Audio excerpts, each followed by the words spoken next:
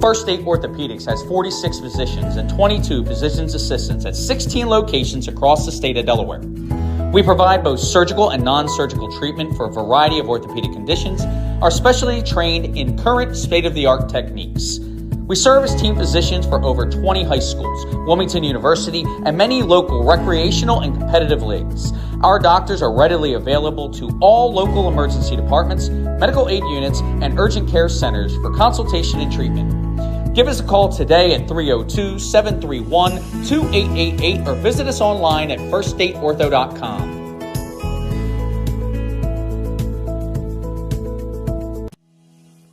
From Jaguar Stadium in Middletown, Delaware, welcome to 302 Sports live stream as we bring you a Class 3A District 1 matchup featuring the 5-1 and third-ranked Appo Jags against the top-ranked Salesianum Sals with a record of 4-2.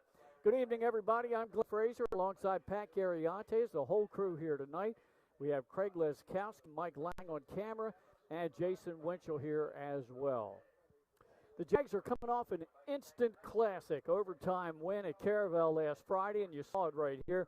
Final score was 17-14, thus snapping the Buccaneers' 30-game win streak. So now the longest streak in Delaware belongs to Indian River with 15. They are in Class 2A.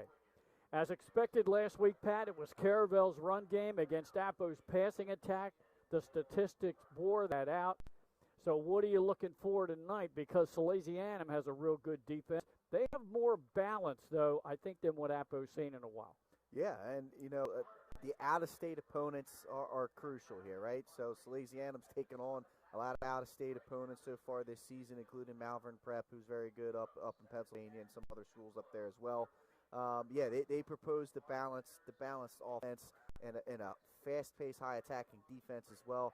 It's going to challenge the Jaguars. You're not going to really be able to sell out as much for the running game as you did last week with Caravel, who is almost 85-90% run. Yeah. This Salesianum team will balance it out, and it'll cause some new issues for Appoquinimink. But if Appo can execute on offense, because they were able to move the ball against a very stout Caravel defense. Yeah. If they can finish drives off, limit their turnovers here, we could have ourselves another classic right here tonight. Only 4 pass attempts last week by Caravel Academy, so you're right.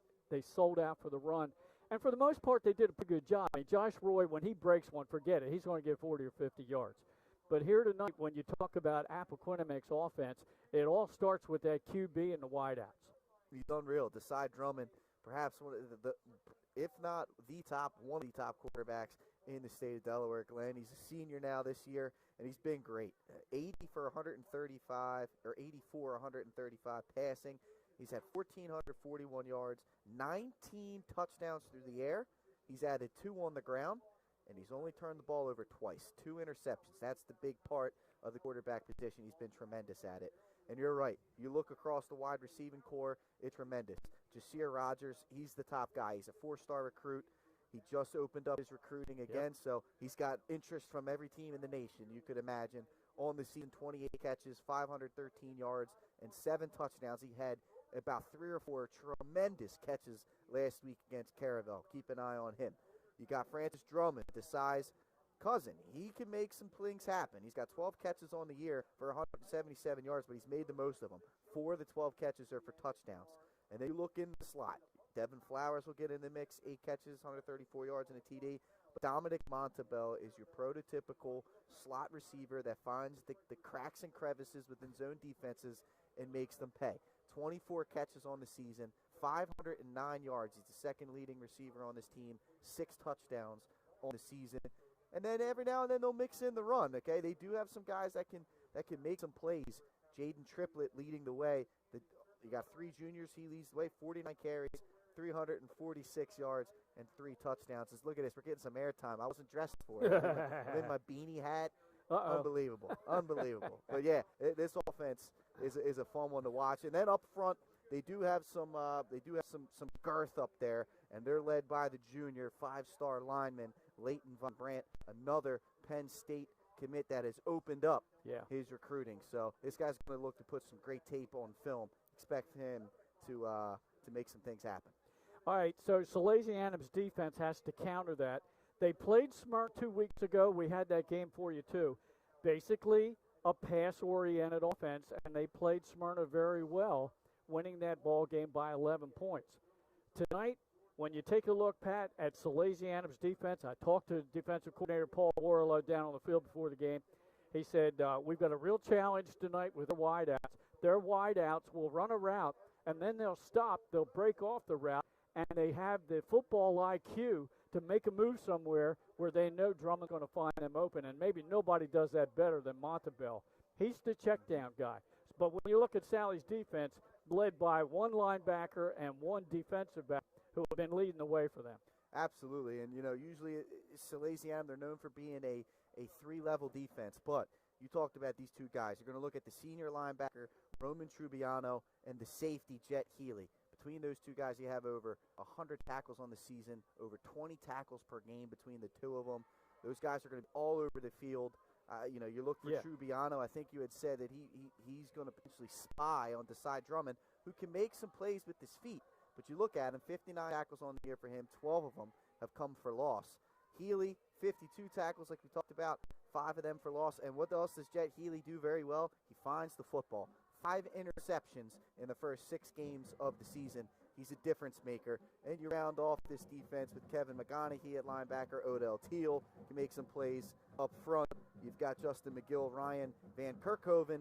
He makes some plays as you see the Jaguars entering the stadium here. It's going to be a good one, Glenn. Going to be a good one. Pat, I love it when we have 2 cameras working, and great job by the down on the field camera. I don't know who's doing what. I think that's Craig down there. It might be Mike. I'm not quite sure, but I tell you what, great job. And they'll zoom in on a lot of plays for you tonight, folks, especially when it's goal line, goal to go. All right, let's flip the script, Pat. Let's talk about that balanced offense for Salesianum. Yeah, and that's exactly what it is. It's a balanced offense. You take a look at, we'll start with the junior quarterback, Brady Knabb. He's got a great opportunity ahead of him this season. He's thrown the ball 96 times in the 6 games, completed 58 of those passes for 831 yards and 12 touchdowns. He'll spread the ball around. Their leading receiver is Jamar Taylor. He's a junior, 21 catches, 349 yards already this season with 6 touchdowns. But then don't keep your eye out there. Dev Hassan will make some plays. He's got 10 catches and 2 touchdowns on the year. James Elias has 9 catches and 3 touchdowns on the year. And then Tyseer Jones is an athlete, makes some plays. He's got 8 catches and a touchdown. And then you look at the running game. They're going to be led by Jasir Gaiman. This guy's been there for a few years. That name's probably familiar. He's a senior now. He's got 400 rushing yards on the season and 2 touchdowns.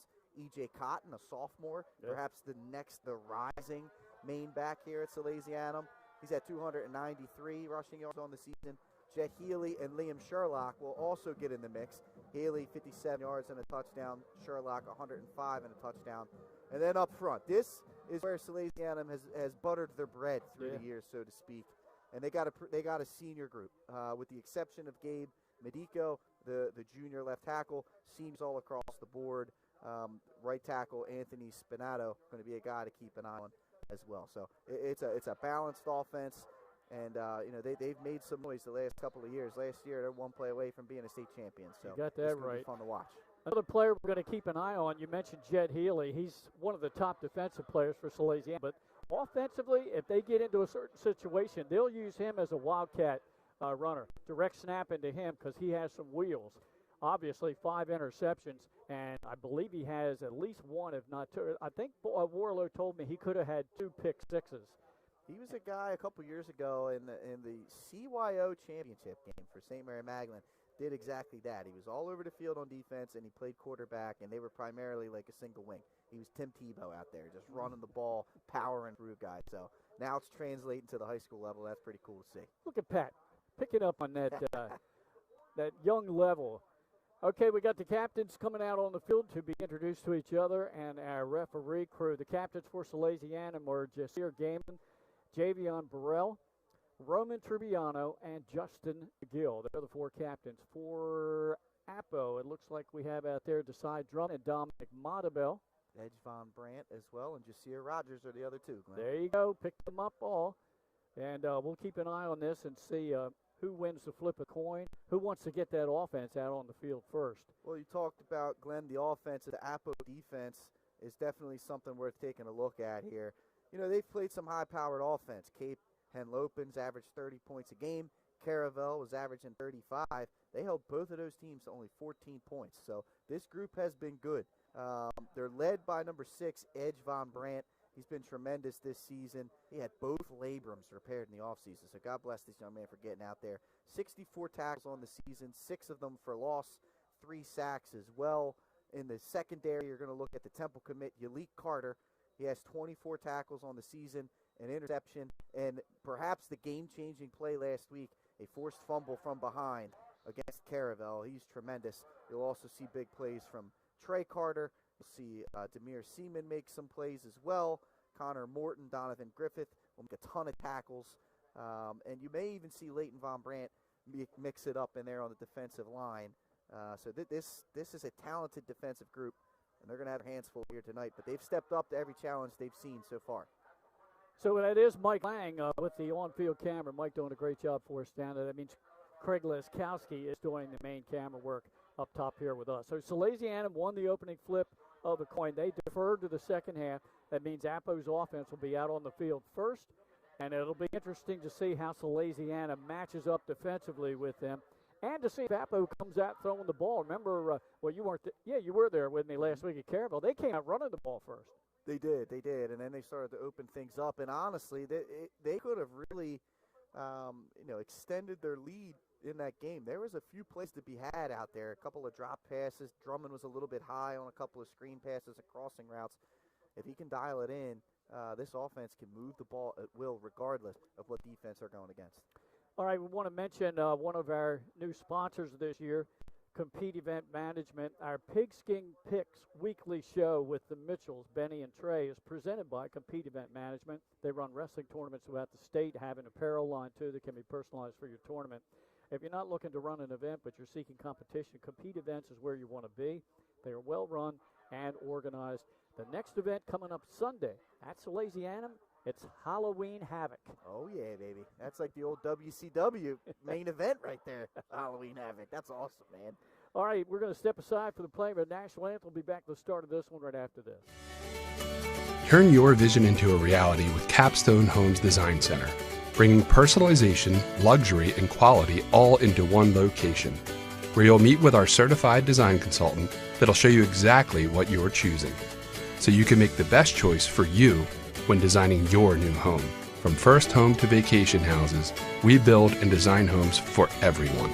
Set up your appointment now and design your dream home today at Capstone Homes.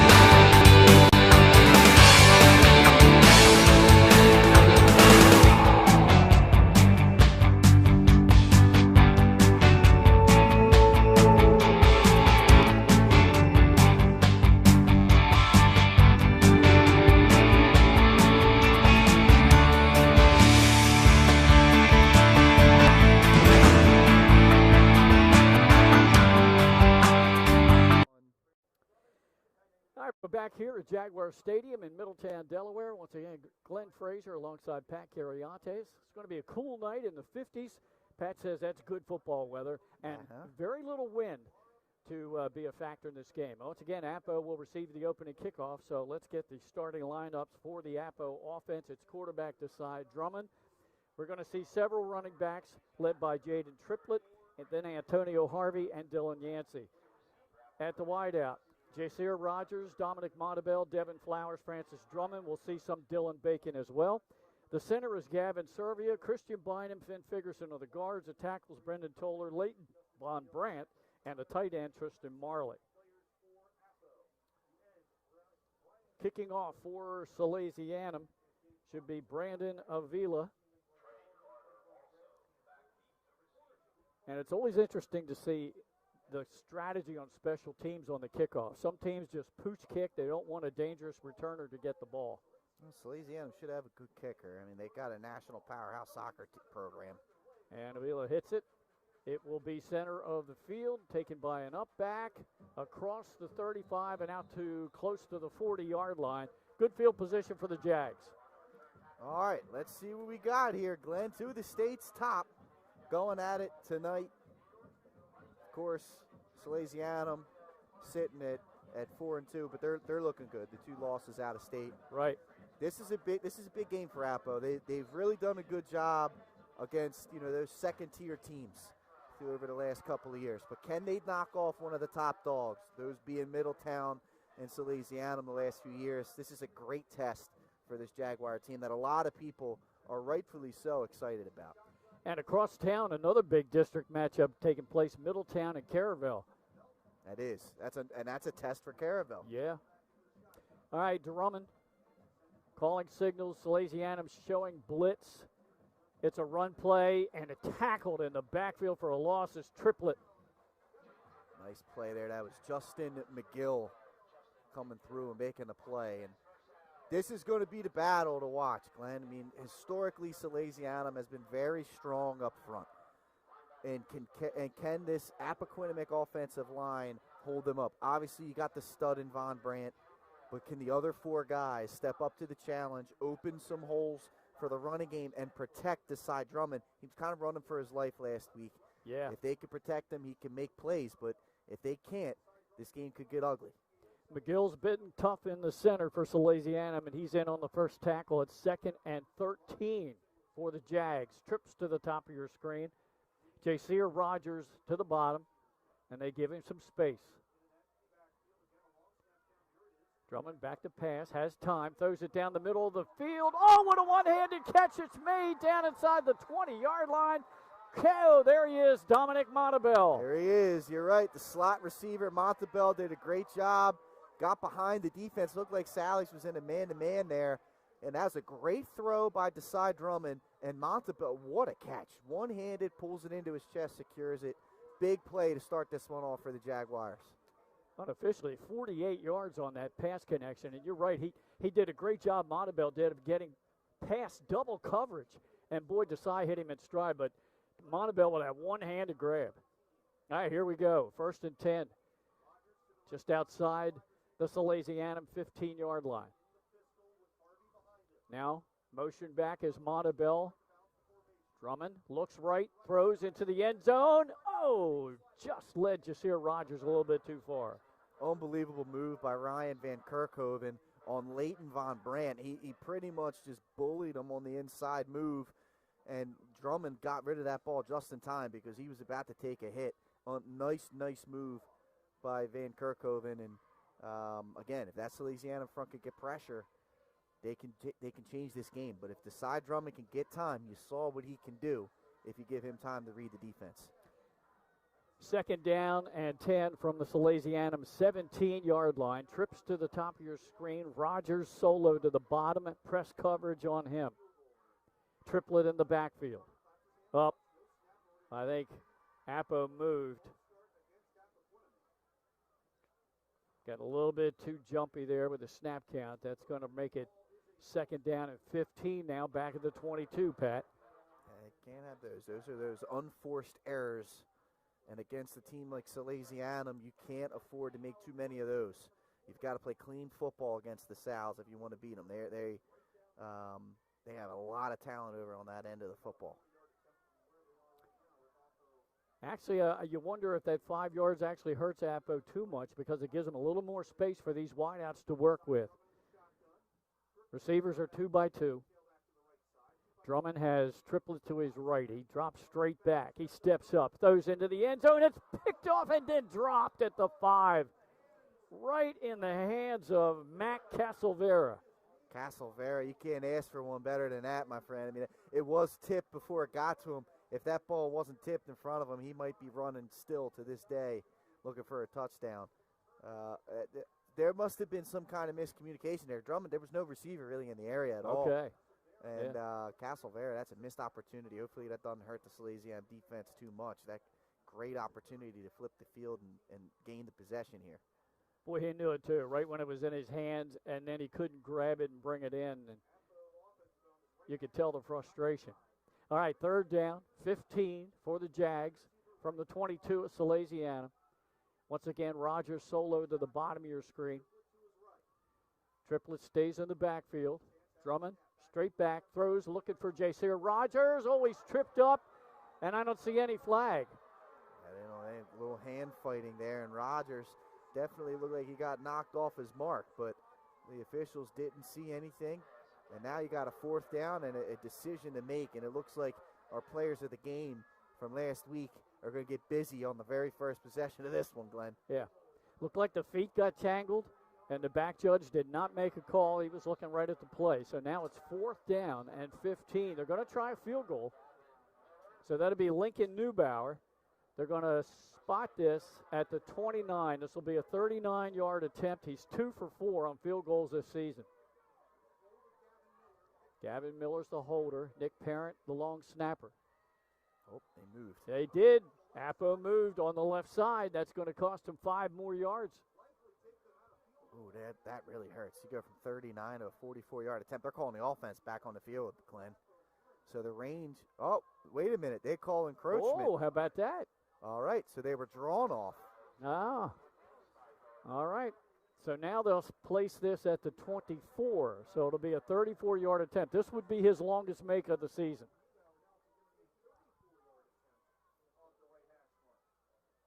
Miller awaiting snap from Parent.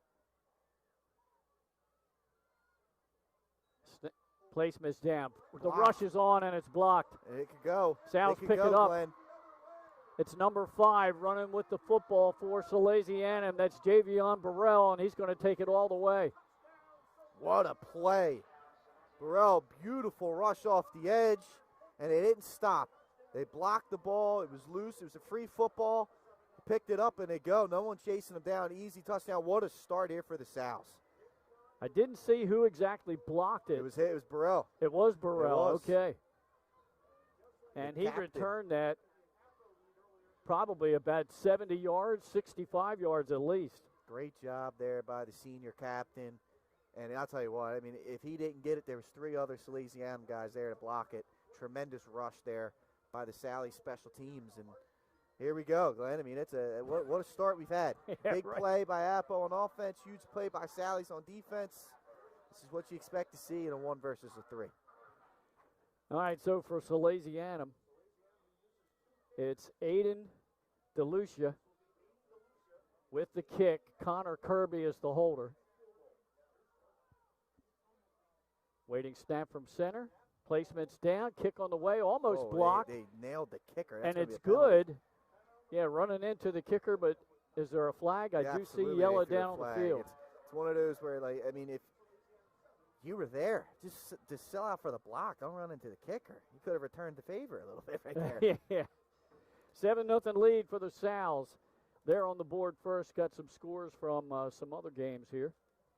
As our good friend from the Delaware High School football pod, Marty Sheehan, feeds us some stuff. Brandywine, after 1, leading Dickinson 26-0. It's Seaford 14-0 over New Artura. That's a big game in 1A. 3 minutes left in the half.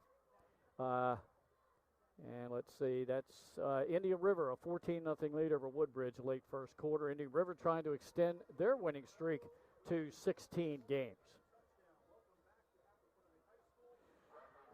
All right, Pat, what a change of events. You had a big pass play to Montebell that got him all the way down to the 17, and then the blocked field goal.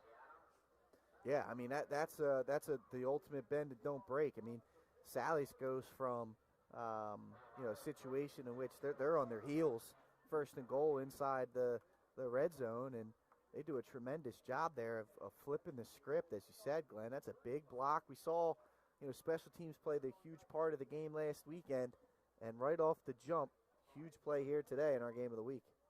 Brandon Avila will be into kickoff here, and now they assess that penalty running into the kicker, so he'll boot this from his own 45-yard line.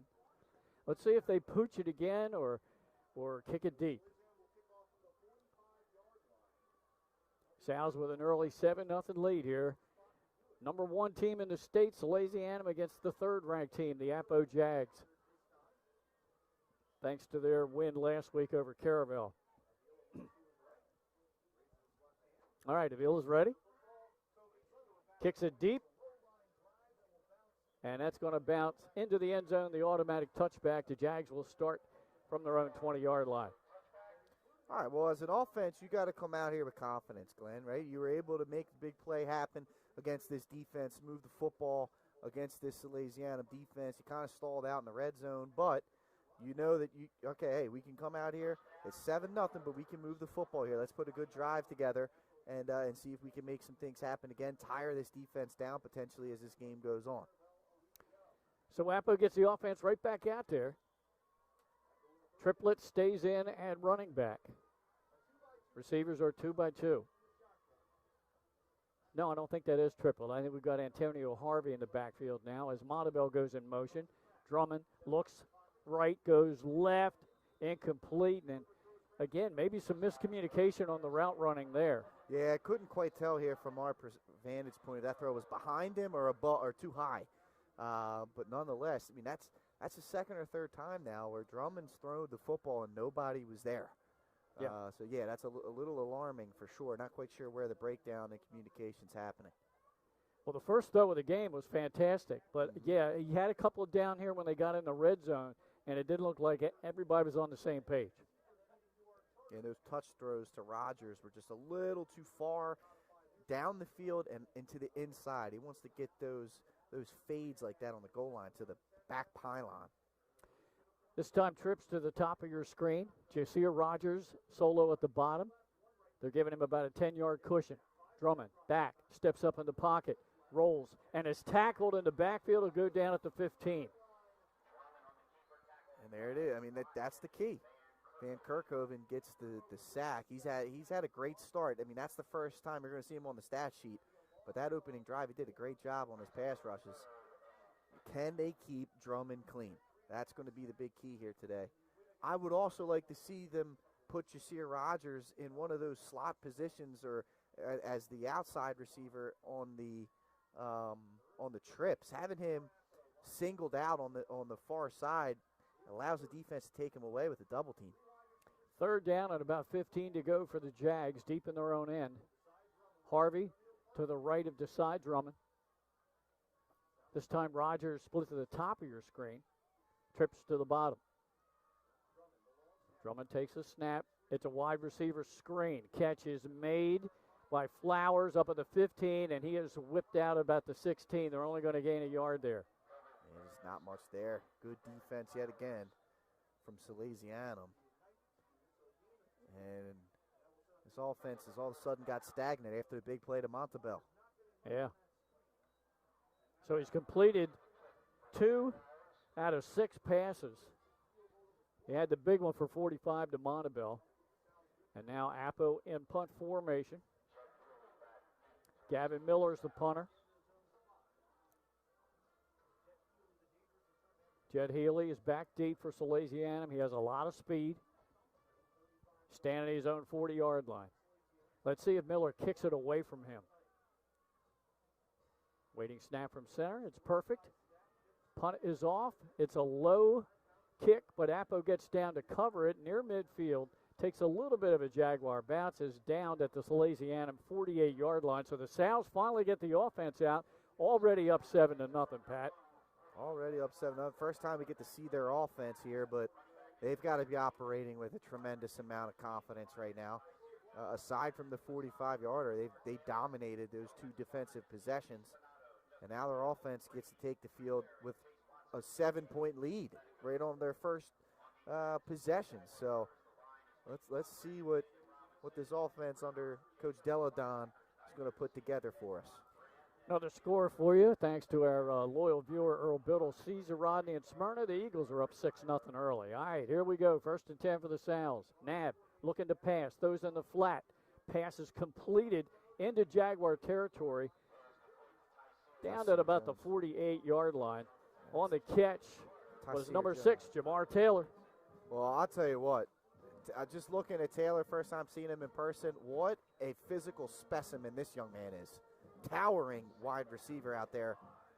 I wouldn't mind seeing a couple of fades thrown his way. Sal's go quickly. 2nd down and 6. Run up the middle, about 2 yards shy of the first down, and that was game on. Yeah, and this is what you're going to see from Sally's. They're going to be balanced on offense. Here at 3rd down and 1, you might see a little 2-down territory right here. But, you know, they can throw the football a little bit with Nab. I mean, this guy's got some arm talent for sure.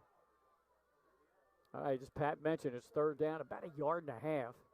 Inside the 45 of the Jags, give right up the middle of that big offensive line, Loose, pushing the ball. Ball is on the turf, and what do we have here? Ball was knocked out. It was Cotton on the carry, the sophomore. Right. Salesianum falls on top of it, and they get the 1st down yardage. Nice break there for the Sals. Yeah, first carry of the game for Cotton. Yeah, they're not running the clock, but they should be.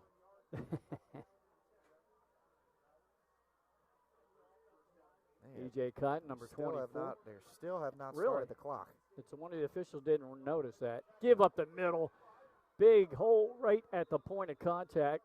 9-yard pickup. Yeah, they give it right back to him. I mean, you know, Cotton fumbles the ball, puts the ball on the turf, but Coach Deladon believes in his guy, wants to show the trust in him, gives him the football the very next play, and he makes him a proud coach there on a 9-yard gain. Sally's again going quickly. Cotton off right tackle. He has the 1st down yardage. And the Sal's going with no huddle. They're going quick, and they're trying to limit substitutions by Appo. Yeah, I mean, this is an impressive opening drive for this Salesianum group. And again, the clock just not. Why is the clock not running? Don't know. Inside the 30 at the 27 of the Jags.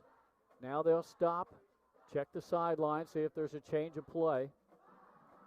I don't know why the clock is not running. The ball was in bounds. Yeah. Now back to throw. He throws it down in the end zone. Catch is made. Great over-the-shoulder catch and a touchdown there by number 7. That is Devin Hassan. What a catch. Beautiful throw by Nab. Puts it exactly where you want to place it. Outside shoulder towards the pylons. And Hassan does a great job of making sure he gets the foot down. Impressive drive here, and it is all Salesianum in the first 5+ minutes of this football game. You can't ask for a better start if you're a fan of the South. Yeah, getting off to a great start. They're trying to add that point number 14. Pat, I didn't see, was that 27 or 22 yards? Forgot where they threw down the markers. I think that was a 27-yarder. Looks like it's 27-yarder, yep. That's where the chains are. There's the kick. And the line drive kick is good. All right, timeout on the field. The Sals have jumped out to a 14-0 lead over Appo here on 302 Sports. Pat and I will be back right after this. Wraps, signs, banners, and promotional items that can help your business stand out from the rest. Looking for an excellent way to convey a professional image? Customized promotional products are the perfect way to target new customers, increase employee retention, and boost your brand awareness. Let the professionals at Cassidy Graphics bring your advertising ideas to life. Give them a call today at 302-326-2412. Again, that number is 302-326-2412. Again, Cassidy Graphics brings your advertising ideas to life. 14-0 Salesianum here on our live stream game of the week. We're going to keep you up to date on some of the other big games around the state tonight as we move along. Our scoreboard brought to you by Dover Federal Credit Union. There's the kickoff. Goes deep and will be taken inside the 5-yard line. Up to the 20 and then down to about the 26-yard line. On the return for the Appo Jags was Trey Carter. This is do or die right here. I mean, that's going to sound dramatic, but Appo needs to put a drive together just to get some confidence going and maybe put a little bit of doubt into Salesianum, right? Get some momentum on their side. It has been all Sal's in this one and already a 2-score lead. You got to try and take release the pressure valve a little bit here, and a good drive and a score would do that. Drummond, waiting snap from center. Puts it into the belly, takes it out, runs it himself, gets spun around, but he gets pretty good yardage there all the way up to about the 34-yard line. Great job by Drummond. I mean, he really is a dual threat quarterback. He can make plays happen with his feet. And right there, he had defensemen all around him in the backfield during that read option. He made one man miss and was able to fall forward. That didn't look like it, but it ends up being an 8-yard gain. Yeah. He was the leading rusher for Appo last week in the Caravel win.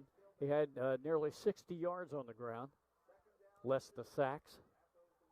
All right, Appo with the trips to the top of your screen. That's Francis Drummond, the outside receiver. Flowers inside of him. Montabell in the slot. Rogers, the lone receiver at the bottom. Montabell comes in motion. Drummond, look down the sideline. Nothing there. Now he's got to scramble. He's got to get rid of it. Far side, completes the pass up at the 45-yard line, and that's plenty for the first down. On the reception, Jasier Rogers. That's it, and that's what Drummond can do. I mean, he can navigate the pocket well, keeps his eyes downfield. Great job by Rogers getting open. That's why he's a 4-star recruit, and a good ball by Drummond. That's a nice play right there, and not bad offensive line work there by the Jaguar offensive front. Again, that's going to be one of the keys for them. Can they keep him clean, allow him to extend plays enough to make them downfield? Pat, it looks like, for the most part, Salesianum's dropping more back in coverage and just rushing those 3 down linemen. I don't blame them because, let's be honest, the Appo running game has been very pedestrian so far this year. This passing game's explosive, so take the passing game away. I understand the thought. Draw play. Up the middle. Good. Broke one tackle, bounces off another, and hit hard up at midfield. But a 6-yard pickup there for Appo's Dylan Yancey. Tell you what, a lot of coaches at home are going to be like, wrap up, 4, wrap up. Tyseer Jones comes up, makes a big-time hit, but he doesn't quite wrap him up. It's okay, though, because his teammate Matt Castlevera was there to finish this thing off. Still, 6-yard gain. Yeah. Nice play, draw play there by Appo, trying to keep the defense honest. They have a 2nd and 4 right at midfield. This time, the 3 receivers split to the bottom of your screen. Well, that's what you do, Glenn. You said that they're playing soft, right? You go against a soft box, nice little draw play. That's a good call there by Coach Timpson. Drummond. This time a blitz comes off the edge. He's running for his life. He's going to be hit and dropped all the way back inside the 35. You got to feel that. You got to throw that football away. I know that's not, what your instinct tells you there, but you had a jailbreak blitz. Good call by Coach Warlow in that defensive front. Drummond needed to trust his instinct, which was to escape the pocket to the right like he did, and then just throw that ball towards the sideline. You know you got receivers downfield. Yeah. You can't take that sack. I mean, that goes from 2nd and 3 to 3rd and a green mile now. Yeah. We'll officially call it 3rd down and 19, but I like Pat's description. All right, trips at the bottom. Rogers up top solo. Press coverage on him. Drummond sends Yancey. That's actually triplet. Throws a middle screen. Oh, good hit by Salesianum. They were right there to get that one. The catch was Francis Drummond. I don't think he gained but a couple. Now, I believe that was Roman Trubiano that was back there in coverage. I like the play design there by Appo. 3rd and 23. I mean, yeah, you got to get a little creative. The middle screen, I think, is something that they can utilize down the road for sure. Just really great job there by one of the state's finest in Trubiano. Gavin Miller back for his 2nd punt of the game. Once again for Salesianum, it's Jed Healy standing back at the 25-yard line. Waiting snap from the long snapper. High snap, brings it in, pressure's coming. It's partially blocked. And Salesianum's going to have great field position inside midfield and outside the Appo 45. Well, Glenn, I hate to say it, but I think Appo has officially entered the danger zone. Salesianum can really put the vice grips on this football game, albeit I know it's the first quarter. Right. But they can do. I mean, this is what happened against Howard with Appo. Yeah, they got behind a lot. It can be a challenge to come back, especially against the defending runner-up, and which was a toss-up for the state championship game last year. Sure was. All right, Salesianum ready to go. Brady Knapp in the gun. Motion, give up the middle to Game On, spin move. And and he gets almost the first down yardage, and that's all on him. Great run there by Gaiman. I mean, he makes a man miss, throws him in the spin cycle. Not having mom and dad do his wash for him. He can take care of it himself. And he turns what would have been a no gain into an 8-yarder. Second down and 2. Once again, Salesianum the entire game going no huddle, going quickly, and not allow Appo to substitute defensively. Now back to throw, throws it downfield, middle of the field, and that one's tipped away incomplete. That's a heck of a job. First of all, great delayed blitz. Who's that out there in coverage? Number 9. Tremendous job. That was Trey Carter. Did a good job of getting his body in position to knock that football away.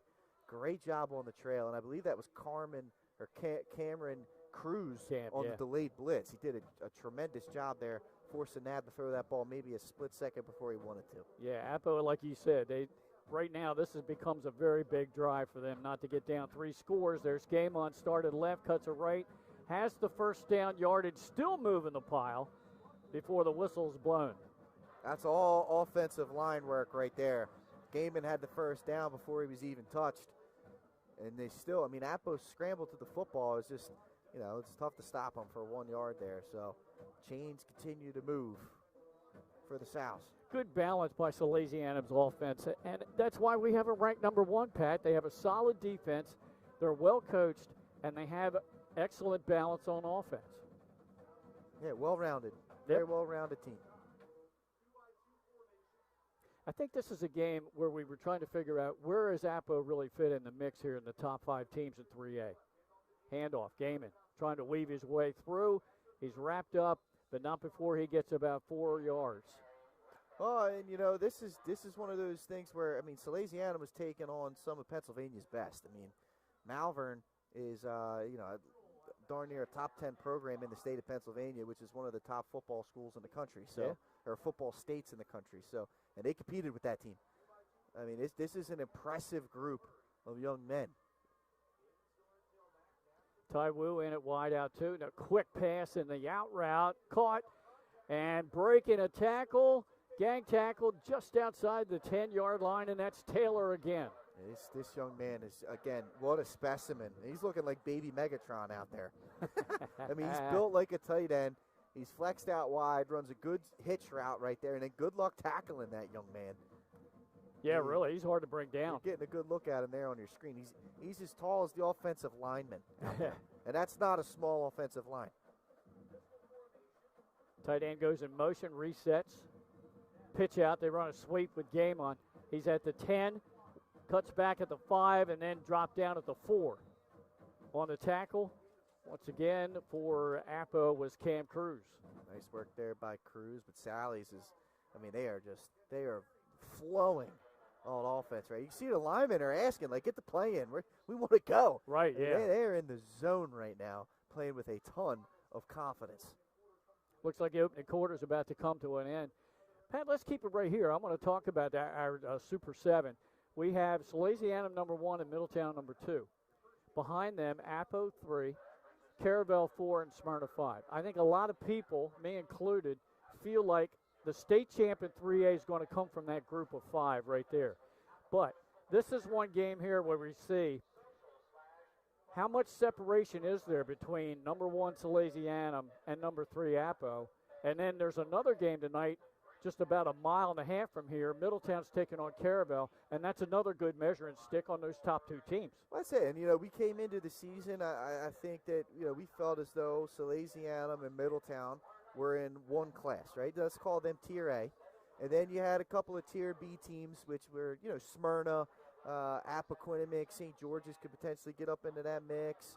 Those teams there. And then you looked at, Tier 3, you're looking at Cape Henlopen, some other, where did Caravel fit in into that mix? And but really, you looked at it, it was Salesianum and Middletown we felt were the 2 teams that were the cut above, right? Right. And who's going to be able to compete? I think Smyrna has shown a tremendous job of competing with both teams. I'm going to say it, and you guys can get on me if you want. They beat Middletown. Right. That was a bad officiating call there. But they beat them on the field. They should have confidence against that team. And then they played a pretty solid game against a tough Salesianum team. They did. And when it comes time for playoff time, which is only about a month away, it's all going to come down to seeding. Who matches up with who? Yes, you are exactly right. You get Middletown and Sally's in a semifinal matchup. That could open the door for maybe a new champion. We'll see. That's going to be a fun one to watch. I think Smyrna's been great. Appo's got to put some things together if they want to compete against the top of the top. Oh, Nab fakes the pitch out to Game On, and he goes right out. No, that's Jed Healy. Yes, Remember, we talked about him being in the Wildcat, and there he is. Great job by Healy. Did a good. I mean, that's a tough one to cover, right? Yeah. If they hand it off, you got to tackle their halfback, and Healy's a halfback in himself. They've just prioritized him as a defensive player because they got the bodies to do so. I mean, what a war chest at Coach Deladon's disposal here. And this has been an impressive opening start against a scrappy, talented Appo team. This is impressive from Sally's. 3-yard touchdown run by Jed Healy out of the Wildcat. And now in to try to make it a 21-0 lead here in the first half. There's our kicker. Low snap. Good job by the holder to get it down and placed. And the kick is up and good. Now we'll take a timeout. It's Salesianum 21-0 over Appo. Number 1 against number 3. Come back. We'll have more after this.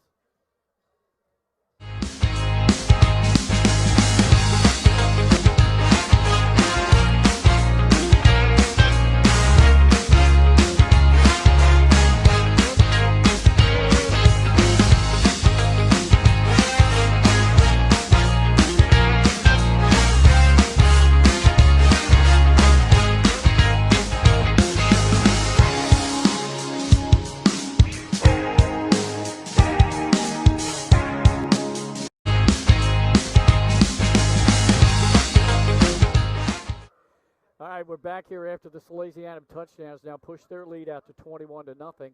Seaford leads Newark Charter 21-0. Third quarter of that big 1A game. There's the kickoff. End over end. Sails all the way down. Will be taken at the 7-yard line. That's Trey Carter again. Tries to get to the outside. He gets across the 30 and will go out of bounds on the Salesianum sideline about the 31-32. All right, it's gut check time for Appo. Yeah.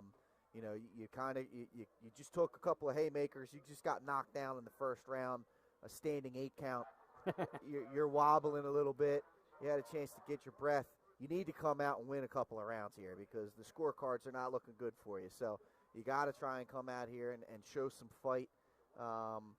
Let's see how creative they get with this passing game and these play calls. But they need to answer right here. Triplett is the running back to the left of Desai Drummond. Receivers are 2x2. Takes the snap, drops back, 3-man rush, steps up in the pocket. He's going to take off with it, and he rolls down at the 35, picks up about 3. Didn't want to take the hit there. Good coverage by Salesianum. And just take what the defense gives you. It's as good as a first down run play right there. And if you're the Jaguars, you can't be focused on the score, right? You understand it's your down. So I'm not trying to contradict myself. You got to come out, you got to answer. But what I'm saying is you can't try and get all 7 points on one play. You got to come out and just methodically try and drive the football down the field. If a big play's there, you take it. But good job by Desai Drummond right there, not trying to wait and see if a big play developed.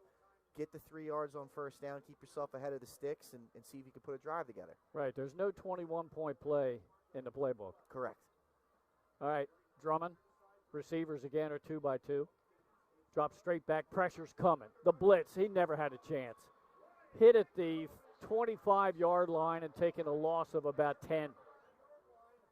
Unbelievable. I mean, again, just a jailbreak right there. And talked about it. That was going to be the key. Can they keep him upright? Can they keep Desai Drummond upright? At least allow him to make plays through the pocket and step up. But when great job here by Coach Warlow. He's sending pressure. It's 3, it's 5, it's 4. Yeah. Sometimes it's 6. Appo can't figure it out right now. No. And Van Kerkhoven, that's his second sack of the game. Tremendous work by him. 3rd down and 17 coming up for the Jags. Actually, maybe 16. Looks like they placed the ball at the 26-yard line. Francis Drummond split to the top of your screen. He's the outside receiver. We've got Montabell at the bottom here as the outside receiver with Rogers. Drummond back to pass, steps up. Now he's trying to run again. He's spun around, hit, nobody to throw it to, and he's sacked all the way back inside the 20. And again, I mean, a good initial contact up front by the Jaguar defense, but they stopped, or the Jaguar offensive line, they just stopped moving their feet. Philip Tejan Kamara on the sack. And 4 sacks, Pat. Yeah, and it's an effort thing right now. I mean, obviously the blitzes, too many. Too many guys came. They didn't have enough in there to block. But that one in particular, they gave him some time. It was just, his initial read wasn't open, and guys just kind of stopped moving their feet. And he ends up going down with a big-time sack. I mean, this is impressive as it gets for Salesianum. With the exception of about a 45-yard pass play to start the game for Appo, they've been able to do little else. Gavin Miller gets off a nice high punt, good hang time, angles it far side, takes a good Appo bounce before going out inside the Salesianum 40 at the 39. Believe it or not, this will be the worst field position for the Sals to start a drive. That it is, and right now they can take a collective sigh of relief and they're in control of this football game, Glenn. They can do whatever they want right now. They can take some shots if they want for some dagger plays. They can just run the football and try and just slow grind this Appo defense down. Right now, anything that they want is working for them. A very dominating performance so far here in the first half by the Sals.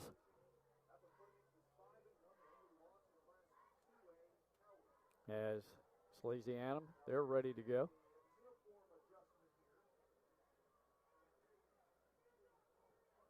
Appo pretty much has been a second-half team most of the season, but, Pat, you're right. They can't dig themselves much deeper a hole than that they're in already.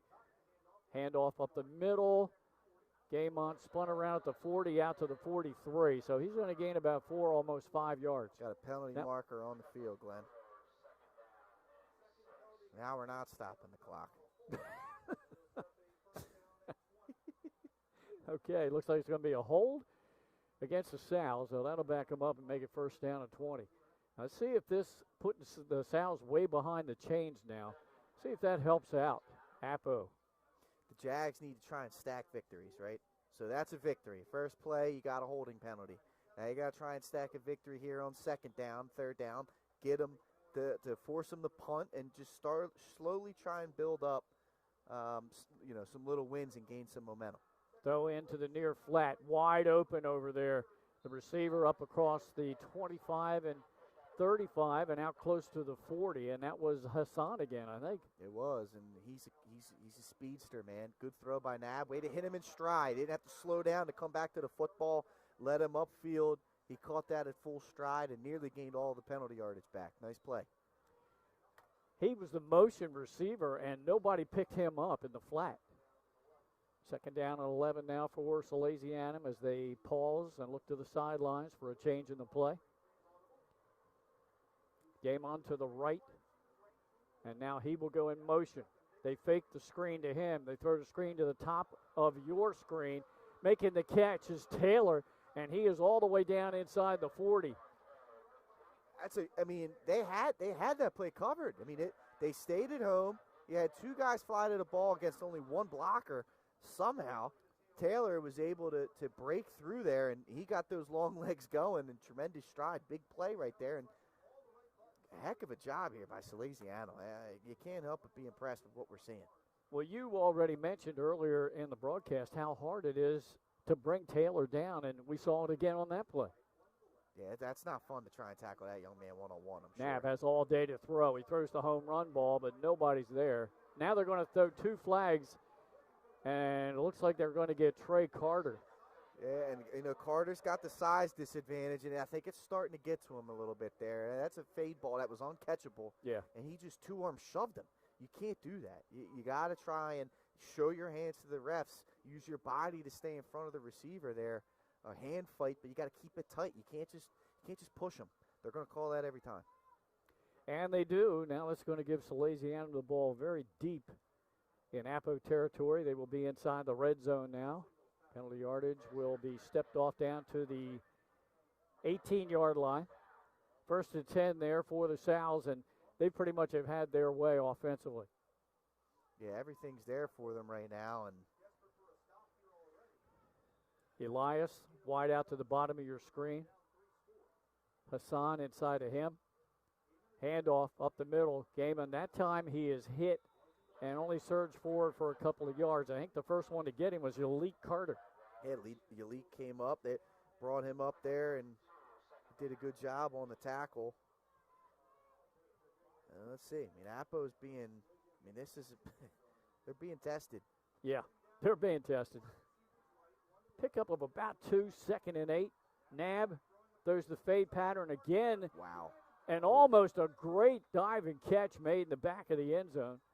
More contact there, this time no call. A little better, though. It wasn't as obvious. Carter tried to fight him there, and he fought the good fight, That's not an easy task, one-on-one on a back shoulder fade to the 6'6" receiver.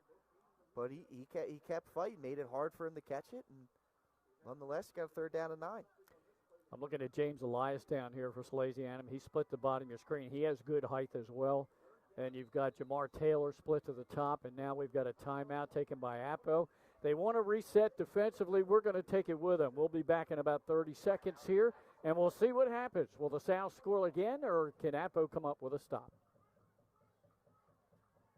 Matt's Fish Camp has 3 locations, all conveniently located on Route 1 in Lewis, Bethany Beach, and Fenwick Island. Matt serves fresh seafood, coastal classics, and Sussex County comfort food. With an array of camp cocktails, craft ales, and a carefully selected wine list, there's something for everyone on the menu. Matt's is the place you can bring your family for dinner, grab lunch during the week, or hang with friends at happy hour. Each location offers unique outdoor dining and a raw bar featuring fresh, local oysters. Open daily for lunch and dinner. Stop into Matt's Fish Camp in Lewis, Bethany, or Fenwick. Matt's Clubhouse at Baywood is a full-service restaurant and premier wedding and event venue in coastal Delaware. Located just a few miles from Lewis and Rehoboth Beach, this all-inclusive venue features breathtaking views, stunning indoor and outdoor spaces, and a team of professionals to help you plan your dream wedding. From our in-house...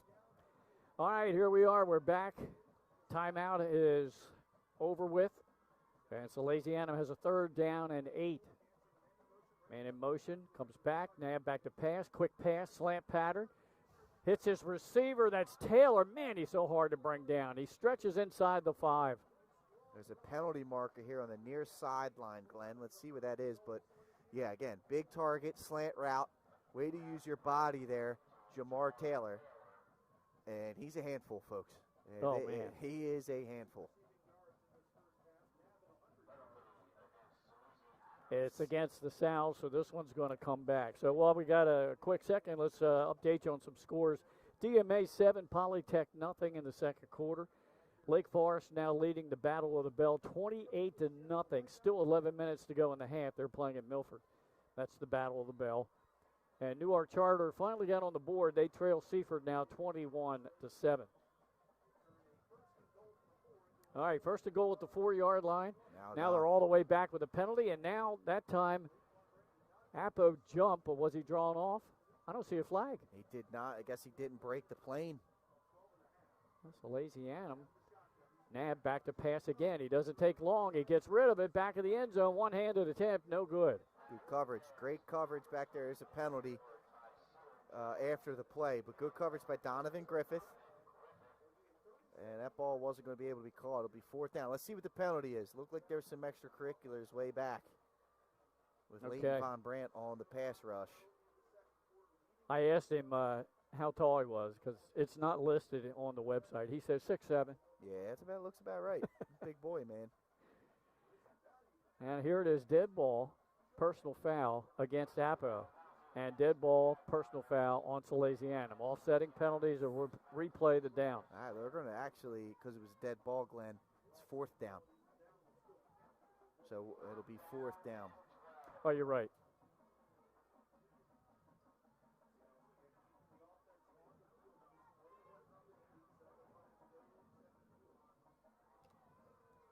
.7:05 to go here in this first half. Can Appo get off the field finally, or will Salesianum continue to dominate? Nab looks over the defense. Two-step drop. Pressure's coming right up the middle. He got away from Von Brand. Now he just throws to his relief valve. The check down. Game on. Hit from behind and tackled right at the stick. He's 10 yards shy. Appo will get off the field. Good. Hey, you got to give credit where credit's due. Way to show some fight. Appo Jaguars did a great job there. The effort level raised up down here in the red zone as a defense. Obviously, they had the penalties, which helped, but they came up with a big-time stop. And like we talked about, stack wins. Sally's moved the ball, but guess what they didn't do? They didn't score. Right. So now you get your offense back on the field. You got to try and keep number 12 clean. They got to try and keep Drummond clean here so he can try and make some plays against a tough secondary. Yeah. But that's where they're going to have to make the plays at, is through the air. Well, we see Brady Knapp, when he goes back to pass, two-step drop, boom, gets rid of the ball.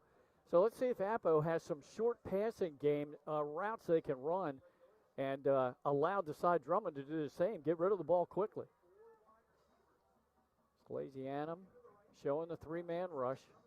Now looking to blitz. Drummond, quick throw in the flat. Wide receiver screen. Montabell has it, and he get out across the 15 to about the 16 before he goes down. There's not much there. Nope.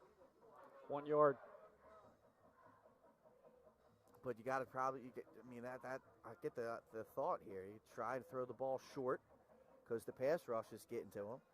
And you're right, Glenn. That could potentially set up the pump and go a little bit later in the game. But got to keep him clean. Got to keep the side Drummond clean. And so far, Jasir Rogers has had solo coverage. And it looks like who was covering down there is Tyzier Jones. Jones gives him a little cushion. 2nd down and 9. Here comes the blitz, pump fake. Then he gets it rid of to Rogers, but Jones is right there, nowhere to go. And he was pounded out by Vankerhoven. Yeah, Vankerhoven just comes and cleans that thing up. But don't pump that. Just throw that football right away. Right. Give Rogers as much time as he can with the football in his hands. And he gained another yard, so now it's 3rd down and 8. 2 quick pass plays, gaining 2 yards.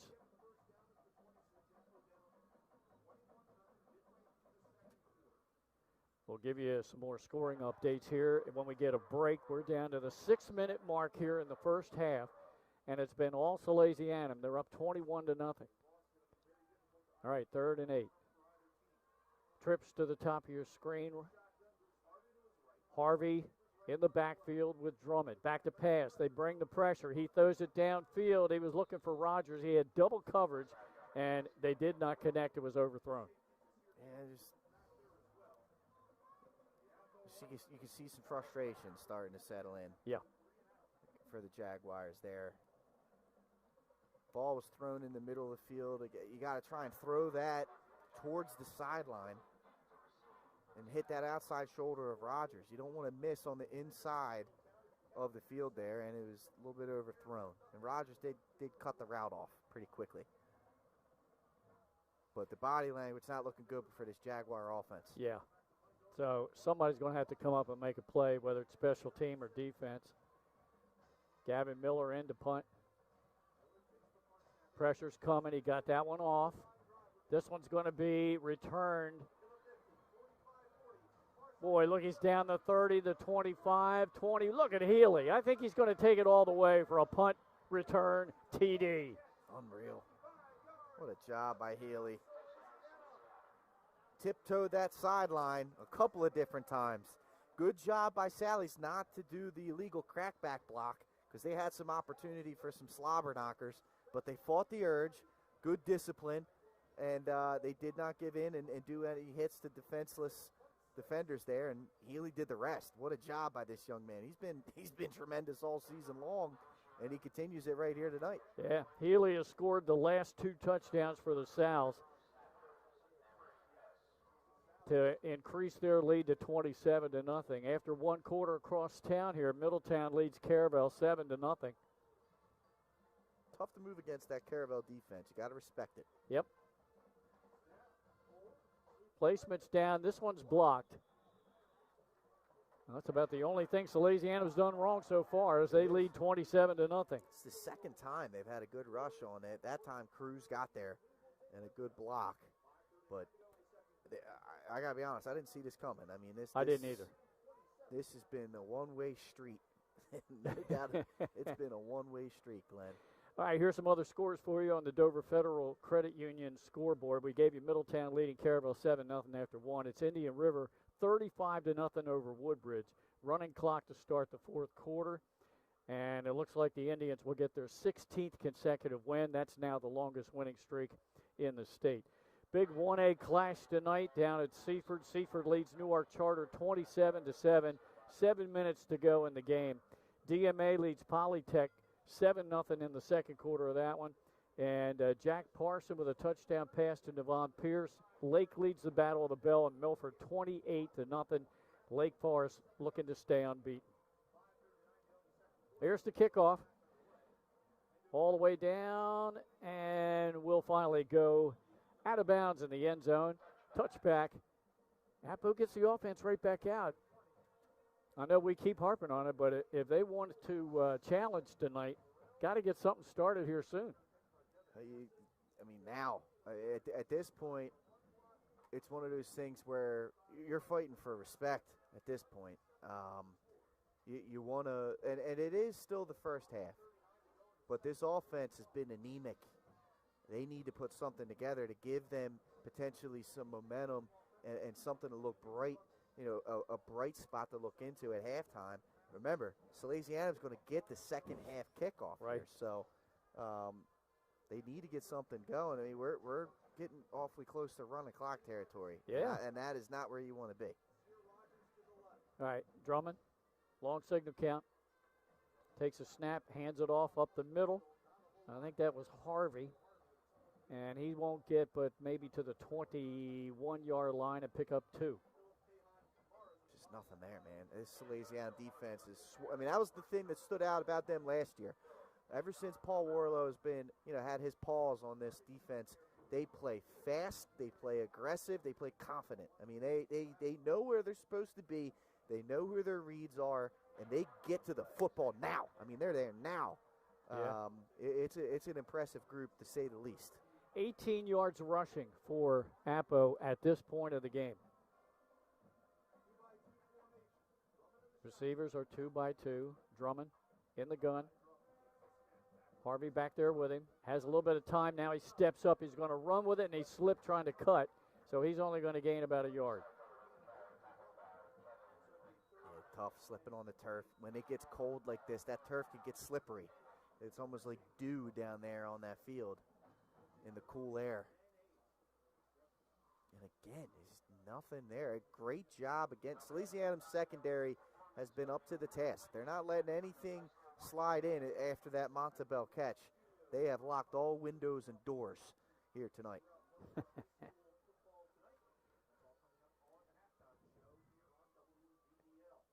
Did we have a timeout, Pat? Nope. No, Appo just taking a long time in the huddle. Francis Drummond at the top of your screen.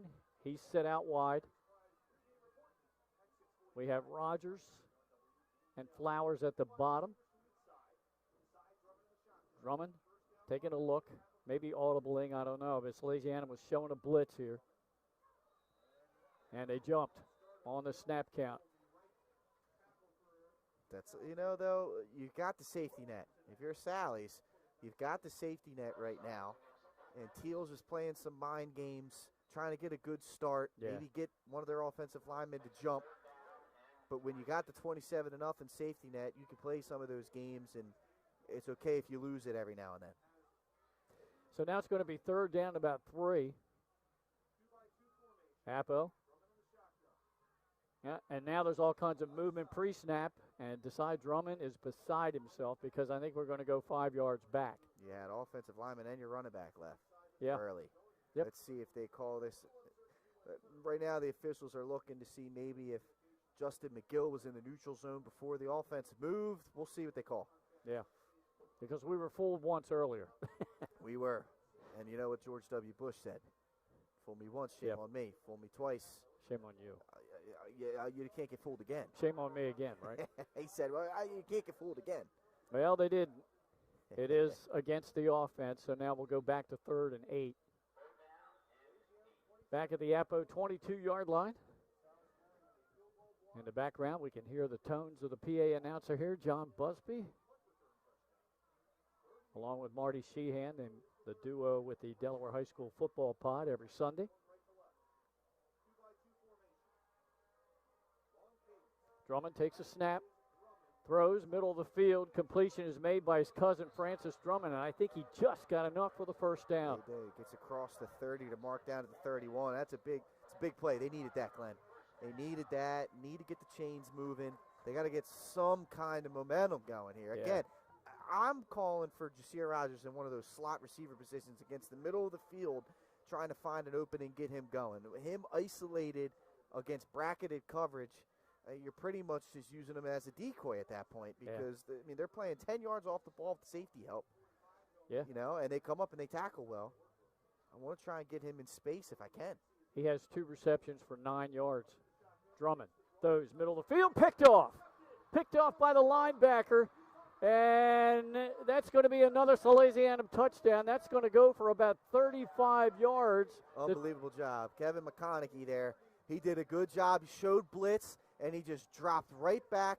And Nick Allison Jr. is going to like this. To the hook to curl. Drummond never saw him, never identified him, figured he was rushing, and he threw that ball, anticipating nobody there in the middle of the field. And that's a good disguised coverage by McConaughey, and it's all Salesiana. My Lord. Yeah. What a performance here in this first half. 33-0 now in favor of the Sal's, the home side here at Appo High. Coming in here with a lot of high hopes after that overtime win last week at Caravel, and just totally deflated at this point. Looks like the Sal's will go for 2 to try to make up for the last PAT that was blocked and try to get it to 35-0. 2:29 left here in the half. Throw. Oh, wide open on a little wheel route. The catch is made. And that is Hassan again as he gets into the mix. It's 35-0, Salesianum, as we keep it right here. Yeah, and I get it. This isn't fun when you're a player, if you're on the other side of this, but the body language here from Appo is not great. You still got a whole half of football left to play. Sally's isn't going to take their foot off the gas pedal here. You've got to fight. You've got to fight here. I know that it's not fun. It's not fun. I was on the other end of one of these games in my high school career. It was against Caravel with Brandon Cheaton, and they beat us like a drum, 49-0. It is not fun being out there on the football field when it's like no matter what I do, we can't get anything going. But you got to keep playing. Middletown has scored again. They now lead Caravel 14-0, just a couple of miles from here at Appo High. And this one right now is turning into a lopsided event that we did not expect. Kickoff will be returned. It's Jasir Rogers, 20, 25, hit, and finally out of bounds, dragged down, and that'll draw a flag on a late hit. Oh, Jasir Rogers slams the ball down. He's disgusted. Now some of the emotions are coming out. Yeah, well, and he's look, no one likes getting bullied. And like that's what's going on. Tremendous return by Rogers. Good effort. It was a late hit and it was properly called on the field. Right. But it's a late hit. And when you got this kind of situation going, you're already on edge. You're already frustrated. Yeah. I get it. I would be just as agitated. Appo's they've got to collect themselves here again. Fix the body language. And now you got to play 0-0. Got to play like it's 0-0 at this point. You're playing for pride. And in case you couldn't see it, at the bottom of your screen, what happened was the Salesianum special teamer made the tackle, kind of like held on to Jasir Rogers. He was out of bounds, and then he decided to slam him to the ground. Mm-hmm. At that point, you just, you take your hands off and let the play go. But Appo now at midfield. Time left here, 2:20. And see if they can get a little fired up here and put something on the board. Triplet will be in it running back to the right of Desai Drummond. And this time they stack the receivers, 3 receivers. They bunch them up. Rogers in motion. You got to time out. The chains weren't set. Okay. which stinks because you just gave Sally's a free look at what your set was on this play, your formation. They get a chance to talk it over. Hey, here's how we're going to cover this. When we look, did you see what we just saw? Yeah. So you can get, that's a little frustrating too. I get that. Exactly. Well, let's see if Appo changes the play. They still have the receivers in a bunch formation. Now Rogers split to the top of your screen. No, Rogers at the bottom. He's in motion again. One-handed catch here by Drummond. They throw it out to Dominic Montabell, and he is drilled and thrown back after a 1-yard pickup. Yeah, there's just nothing there. Good job coming up against that bunch. Good coverage. They had Rogers bracketed with the safety over the top, Austin Thomas. I'll be honest, I'm probably throwing one up with a safety who's on his heels coming over trying to stop a full-speed Jasir Rogers. I probably am tossing that thing down to about the 10-yard line and letting him run under it. Yeah, let him be athletic. Like we saw last week with that terrific one-handed catch on the sideline. Now you don't have the same kind of coverage. I don't think it's there in this. Drummond back, look left, looks right, throws a home run ball, and it's over Flowers' head and incomplete. And penalty marker coming in here after the play. And look, Drummond, he sees a lot of space behind, and he's thinking, and this takes a lot of communication, right? You got a fade route that's slightly in breaking right there by Devin Flowers, but he knew that there was nobody back. He had help in the middle of the field, but there was nobody to that far sideline. Drummond tried to put some air under it, hoping that Devin Flowers realized that and changed his route, maybe try and go and run underneath the football. That is some elite level stuff that takes a ton of practice and communication to be on the same page with. They just weren't there, and it looks like there was an unsportsmanlike personal foul against Appo, and again, that's a frustration penalty. Yep, major penalty, 15 yards will back the Jags all the way up back to their 36-yard line. They have to get just inside the 40 of Salesianum to continue the drive with 1:29 to go in the half. Got a final score for you. Seaford has knocked off Newark Charter 33-7, flexing their muscle in 1A, and our thanks to Marty Sheehan for providing that score. He and Earl Biddle doing a good job for us tonight. Yeah, Seahawks they're a wagon, as the young folks say. They're a wagon down there in 1A. Rogers goes in motion, stops, releases. Drummond steps up, throws it downfield, and that was batted in the air and incomplete. And again, double coverage as they bracket Rogers. Yeah, that's not I mean, I get it. You want to take a shot, let your guy go make a play, but I think you missed your shot there. When you had that bunch formation and you motioned him out and it was against zone coverage, the corner stayed up. The safety was coming over the top. That was really the coverage you want to take your shot against, not with the cornerback playing a deep third, the safety coming over the top, bracketing them. It's tough, man. They're just in a tough spot right now. Yep. And they will punt yet again. They have punted following every possession except for the first when they gave the ball up on downs deep in Salesianum territory. There's a snap, perfect. Gets it off. Pretty good punt. Healy's going to field this at the 25, trying to get to the far side again. And out across the 40 to about the 43-yard line. That's where Salesianum will have it with just 1:10 to go in the half. And if this score holds up for the final 70 seconds of the half, we'll start the second half with a running clock. I never expected that tonight, Pat. Never expected that tonight. And credit to Salesianum. They came into this game prepared. They've been extremely disciplined tonight. Not many penalties by them, and they've bullied the Jaguars. There's no other word to really use here. They're beating them right now in every facet of the football game. This is about as good as we've seen a team in Delaware look. Yeah, and it keeps going. That's a perfect throw on backing up. He's throwing that off his back foot, Glenn, fading away. Hits the crossing route. In stride, perfectly thrown to Devin Hassan. Hassan's really been in the mix tonight. 12 yards on that pickup.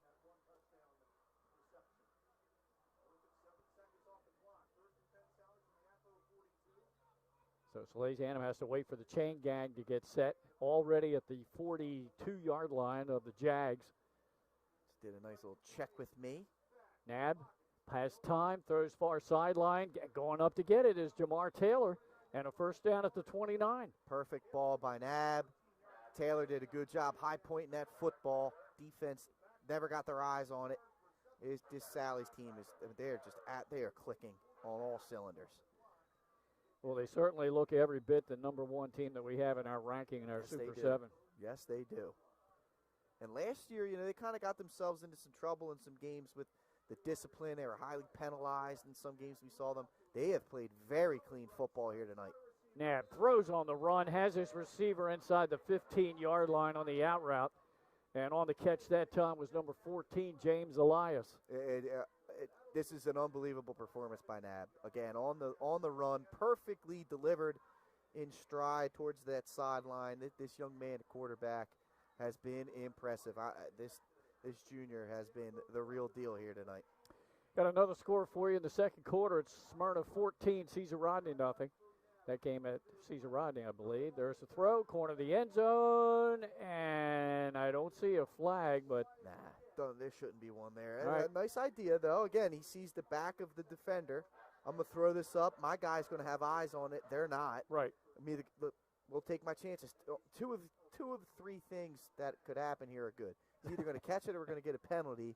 The negative is it's going to fall incomplete. They're not going to intercept it because he doesn't see the football. Right. Back to the ball. I like it.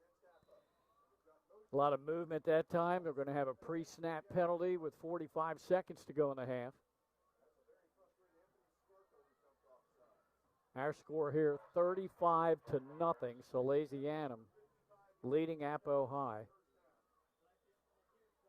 And the Salesianum Sals are trying to push in another score here late in the half. Now from the 7-yard line after the penalty. Blitz coming off the edge, and boy, Taylor broke to the center of the field, wide open for an easy 6. Yeah, one-on-one coverage there. If Nab can withstand the blitz, he loves that matchup. He did a good job of fading away, and he just delivered the ball, and there was just nothing. There was nothing that Trey Carter could do. It's like, this guy's got me by 7 inches. If he breaks outside, I got to try and cover a fade. Yeah. If he breaks inside on me, he's got his whole body in front of me. So it's a true two-way go right there, and he's on an island. It is not fun as a cornerback in that situation. And he was on it. You could see he was on his heels in breaking route. He wasn't able to be quick enough to break on that. Another rough in the kicker. Yeah, another penalty that will be assessed on the kickoff as the kick was true and right through the uprights. So with just 39 seconds to go in the half, it's now 42-0 in favor of the top-ranked team in the state. You think they're hungry to get back to another tournament and maybe another final? This is a statement. Yeah. This is just obviously the main statement they want to make is going to be against Middletown, but they look like a team that kept a list of names. Even though it wasn't like Appo did anything to them last year. It wasn't like they were the team that beat them. But it looks like this team looks like a team that took names, kept them, and are looking to send a message to everyone that they play within the state of Delaware. Well, they sent one to me. Absolutely. Yeah, I mean, we really didn't see this coming. I expected a competitive ball game here tonight. Couple of scores, Smyrna leading Caesar Rodney 14-0, Middletown leading Caravel 14-0. There's the penalty that's assessed after roughing the kicker, so the kickoff will be from the 45-yard line. Once again, all of our scoreboard updates tonight brought to you by Dover Federal Credit Union. You can bank with Dover Federal Credit Union.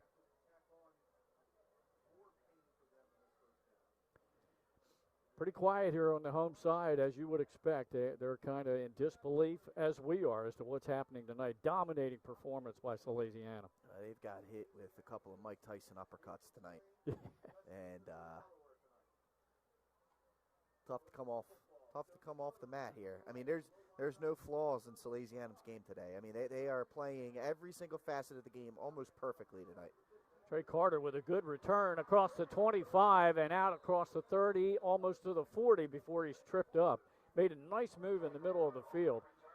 That's been one of the bright spots right there for Appo in the first half. I was going to say, I mean, they've done a good job in kick returning. I mean, they've set themselves up in good field position. Unfortunately, Sally's now can play one. They can play one facet of the game. Like defensively, they don't have to worry about the run. You know that they've been up big from the beginning, right. And you saw it early. And I guess it was the game plan here from Coach Warlow. Like we're not worried about their run game. We're going to try and fall back into coverage and allow our pass rush to get to them, or we got to change the quarterback. Yeah, we do. We've got to change the quarterback, Len. Number 15, handoff. Nothing there. Ball came out after the fact. So the new quarterback is Bryce Alleman, a sophomore. And he's been playing a little bit of defense this year. Yvonne Brandt not in the game either. I don't see Drummond on the trainer's table. We'll see if they start the second half or if this is a coach's decision for the rest of the way. All right, that's going to run out the clock here in the first half. We'll start the second half with a running clock here at Jaguar Stadium. Salesianum has a 42-0 lead. Pat and I will be back during this halftime period. We'll bring you all the updated scores we have and our unofficial stats. We'll do that right after these messages. Turn your vision into a reality with Capstone Homes Design Center, bringing personalization, luxury, and quality all into one location, where you'll meet with our certified design consultant that'll show you exactly what you're choosing, so you can make the best choice for you when designing your new home. From first home to vacation houses, we build and design homes for everyone. Set up your appointment now and design your dream home today at Capstone Home.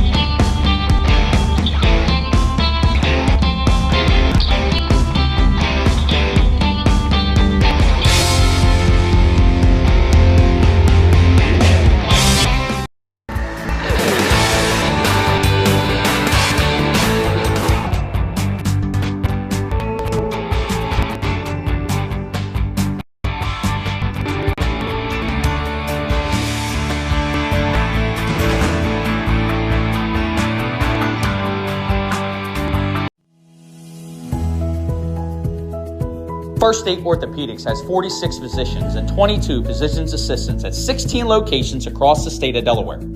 We provide both surgical and non-surgical treatment for a variety of orthopedic conditions, are specially trained in current state-of-the-art techniques. We serve as team physicians for over 20 high schools, Wilmington University, and many local recreational and competitive leagues. Our doctors are readily available to all local emergency departments, medical aid units, and urgent care centers for consultation and treatment.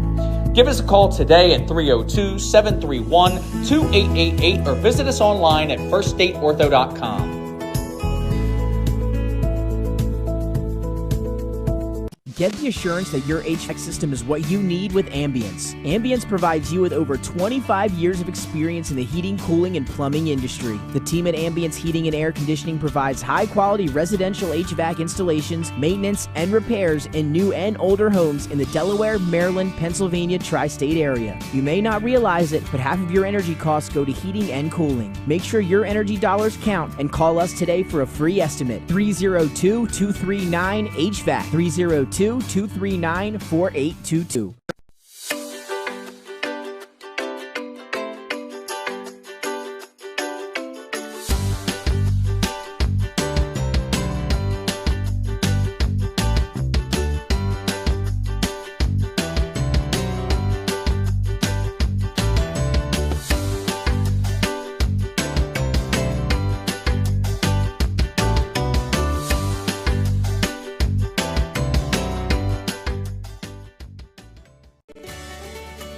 Turn your vision into a reality with Capstone Homes Design Center, bringing personalization, luxury, and quality all into one location, where you'll meet with our certified design consultant that'll show you exactly what you're choosing, so you can make the best choice for you when designing your new home.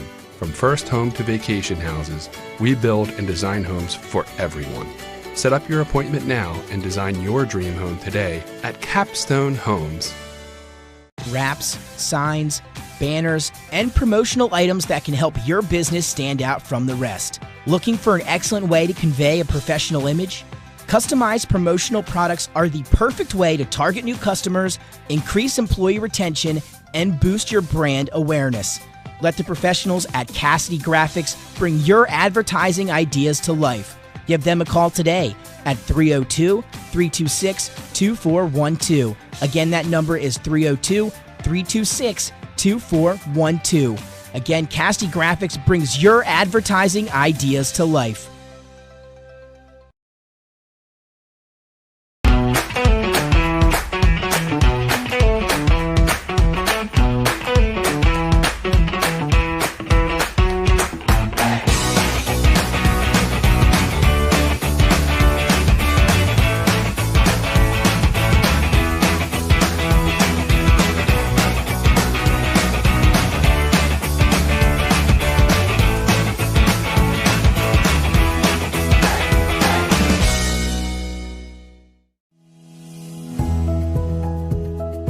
First State Orthopedics has 46 physicians and 22 physician's assistants at 16 locations across the state of Delaware. We provide both surgical and non-surgical treatment for a variety of orthopedic conditions, are specially trained in current state-of-the-art techniques. We serve as team physicians for over 20 high schools, Wilmington University, and many local recreational and competitive leagues. Our doctors are readily available to all local emergency departments, medical aid units, and urgent care centers for consultation and treatment. Give us a call today at 302-731-2888 or visit us online at firststateortho.com.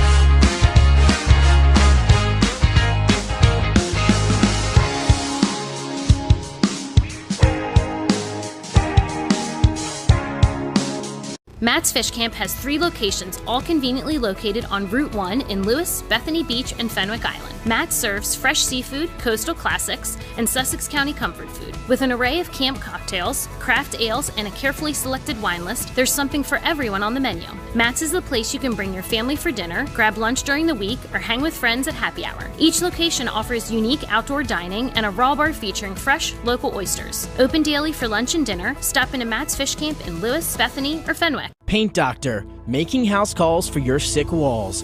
Richard C. Edwards Jr., the owner of Paint Doctor, started it all in 2002. Paint Doctor prides itself on its personal yet professional approach to working with customers and holds itself to the highest standards with all projects. The Paint Doctor staff follows one main objective when performing our services. Customers and their homes are treated with the utmost respect. Our workmanship and quality of personnel is demanded at every step of the project. We treat your home as we would expect someone to treat ours. Preparation before painting is paramount. Just open the door and we will handle the rest. Paint Doctor also believes in a strong community involvement as well by supporting several local sporting teams, leagues, and schools. Paint Doctor services include interior and exterior painting as well as carpentry. Please visit our website at paintdoctorpainting.com for information or coupons to help with your next job. Welcome to Premier Physical Therapy and Sports Performance. We're a locally owned outpatient physical therapy practice with convenient locations in all 3 counties in Delaware.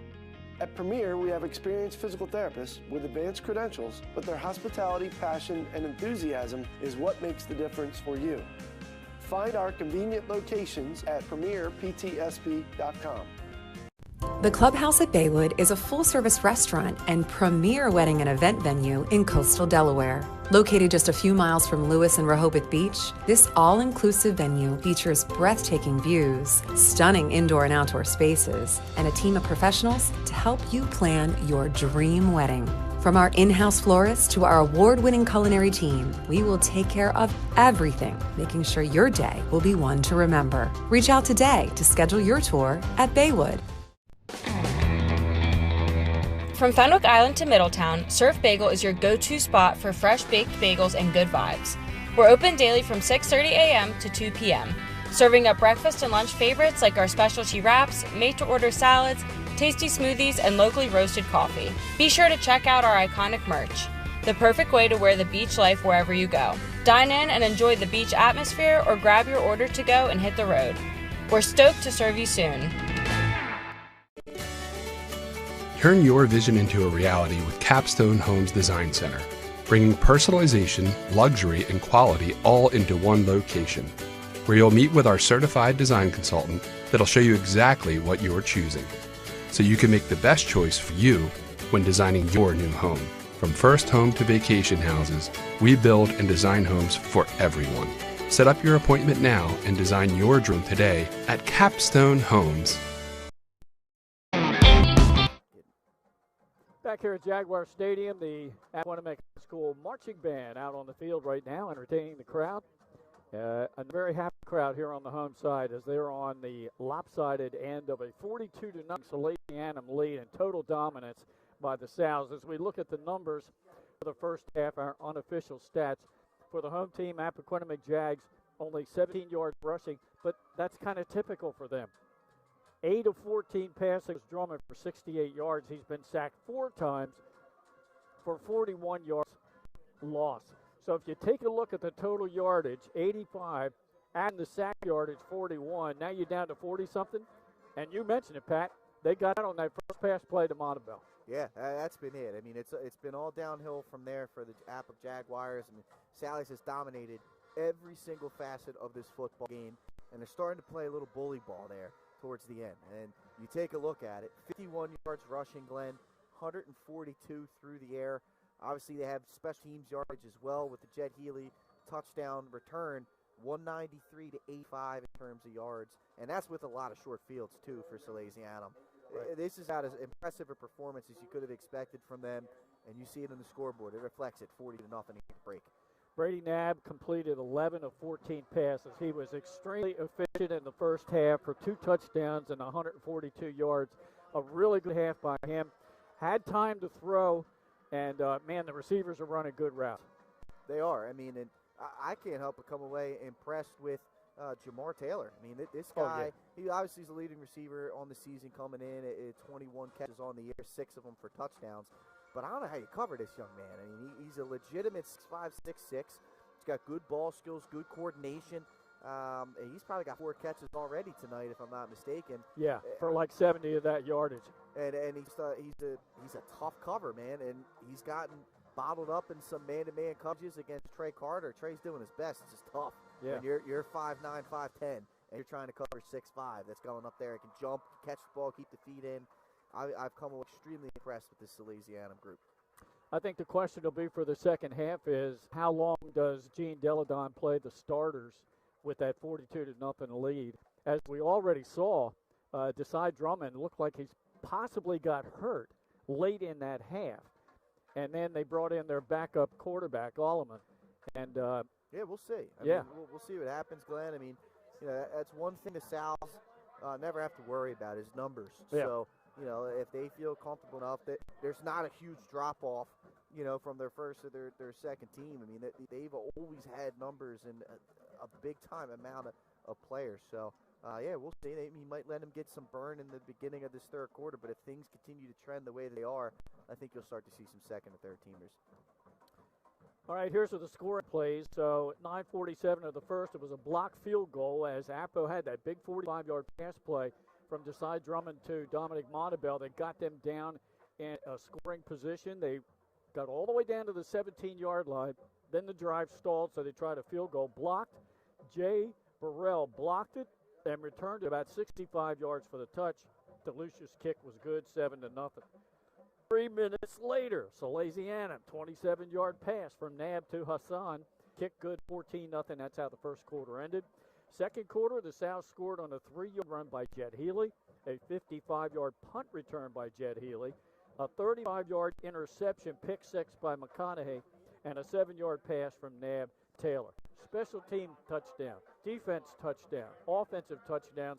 Salesianum winning on all levels and up easily, 42-0, heading into the third quarter. Here's some other scores. We have a final in 1A. Seaford beat Newark Charter 33-7. Statement win for the Blue Jays as they get a big home win. DMA was leading Polytech 7-0 in the second quarter. Odessa trailing Red Lion now 14-3. Lake Forest winning the Battle of the Bell 35-6 over Milford. That in the second quarter. Indian River was up big over Woodbridge. At one point it was 35-0. And Caravel and Middletown, last score we had, Cavaliers up 14-0, and then the same score for Smyrna and Cesar Rodney with the Eagles on top in the second quarter. And we get another update here by a cameraman, Mike Lang. 50-7, Howard over Tower Hill today. Howard just a juggernaut in 2A. Yeah. And they have, if not the best, one of the best quarterbacks in 2A in all the state in Jamison Bryant. We were impressed with him last year. Well, you saw it right off the jump that, this young man stepped in as a freshman right off the rip and had the coordination, had the arm talent, had the decision-making and the athleticism to step right in and compete at the 2A level right from the beginning. You knew it was just a matter of time. This young man was going to develop into a star, and he's starting to take those steps this season. Howard is fun, man. What a fun team to watch. And you're right. They're going to be a team to keep an eye on. They're clearly, I think, the favorite in 2A right now. They're just playing great football with a lot of talent down there. Okay, got an update a little bit more on a couple of games in 3A. Thanks to Earl Biddle for sending in scores. Middletown leads Caravel at the half now, 14-0. And Smyrna leads Cesar Rodney at the half by a score of 14-7. So the Riders hanging right now with the Eagles. Yeah, good for. I mean, look, we know that they've taken a step up, and it's great to see. I think it's great for the state, with Cesar Rodney is playing good football. It's been a couple of years since we've seen it, but yeah, I mean, they're out there competing. We've talked about it. We think Smyrna is right up there with the Salesianums, with the Middletowns. They played those two teams extremely tough. So, the fact that Cesar Rodney's out there competing, they're kind of in that second tier of team that could potentially make some noise. And like any given Friday, anything can happen, Glenn. So that's a good sign down there for the Riders. Yes, any given Friday. Last Friday we had a terrific, exciting ball game up at Caravel at Bob Peoples Stadium. Tied at 14 at the end of regulation, our first overtime game of the season. Appo got that goal line stop as Josh Roy dove to the goal line, did not get in, and then, of course, Appo kicked the field goal to win that one 17-14. Kind of a high. You're coming down off of that high of a big overtime win and snapping their 30-game winning streak, and then you run into a Salesianum team that has just been clicking on all cylinders in every facet of the game. It's just a different level of opponent. I mean, look, hey, we love Caravel, right? I mean, they're one of the premier programs in the state. But let's be honest, right? They dominated 2A. This is a team in Salesianum that has been a juggernaut in 3A. It's a step up in talent. So, not to mention that right now, Caravel's a one-dimensional team. They're great at the one dimension. Oh, aren't they? But they're a one-dimensional offense. So, this Salesianum team can beat you in multiple ways, and that's why I think you're seeing what you're seeing. I mean, this is just an impressive group. There's no other way to describe it. I mean, they haven't had any flaws tonight. It's been a flawless first half for the Sal's, and now they're well in control to where this is almost, unlosable. Yes. Yeah, especially if Desai Drummond's not coming back into the game, and hopefully that's nothing serious. But I saw Alaman warming up, loosening up. He came in. He's the backup QB for the Jaguars, who will be kicking off to Salesianum to start the third quarter, and we'll have a running clock here in the second half. It looks like Edge Von Brandt is without his shoulder pads as well. It looks as though that is the case. Man, I think I see him down there. Well, we haven't called his name hardly at all. I wonder how long he's been out. I'm not quite sure. Hopefully everything's okay there. Obviously, that young man's battled some injury trouble throughout his career. So, hope that's nothing severe. And I don't see Drummond on the sidelines unless he's sitting on. There he is. There he's walking over now. Right, I see him sitting now, with yeah. the offensive skill position player. So let's see. We'll see. Well, Edge Von Brandt would be a huge loss. He's easily the best defensive player for Appo, leads them in tackles. And here's the kickoff. We're going to start the second half. Goes deep to the Sows. It'll be returned from the 5-yard line, trying to get the far edge. Breaking a tackle at the 30, 35, 40. One man to beat, and we're going to have a kickoff return for a touchdown. This will be 95 yards. We got a penalty marker at the 43. That's way on the opposite sideline of the return, but oh boy. That was Tyzier Jones. If Salesianum scored in every other facet, why not a kickoff return? They've had a punt return, a pick six, a blocked field goal. But this one may come back. And I mean, if you're Salesianum, you have to think, obviously, you know, with the score being the way that it is, it's going to be a hold against the Sows. And then a block in the back against the Sows. Okay. So I think they took the block in the back. But, you know, with the score being the way that it is, you got to assume that the officials are going to look for infractions at maybe a higher rate than they do when the game was closer. So you got to play even extra clean right now. Yeah. If you're Salesianum, if you want to continue to play penalty-free football. Pat, I've seen Appoquinimink, I've seen Caravel. There's no question, as we saw last week, Appo's pass-oriented, Caravel's run-oriented. Middletown has a pretty good balance of run-pass. They have 3 terrific running backs. You take a look at Smyrna. Smyrna is basically pass-oriented until they go to the Earthquake, and they've had success running the ball out of that formation. Correct. This is the most complete team I've seen all year right here tonight on this field, Salesianum. Without a doubt, this is an elite performance. This looks like a national powerhouse team tonight, based off of what they're doing tonight. Yeah. So, yeah, it's been extremely impressive. And we got some high-quality football being played in this state, man. We really do. Yeah. There's a reason why you're seeing guys go to these high-level programs now. Penn State, Temple. Absolutely, man. Syracuse. Yeah. You know, there's a lot of guys. Obviously, University of Delaware. I know Yelpert's down at UD from Sally's. Just a lot of high-level football players, man.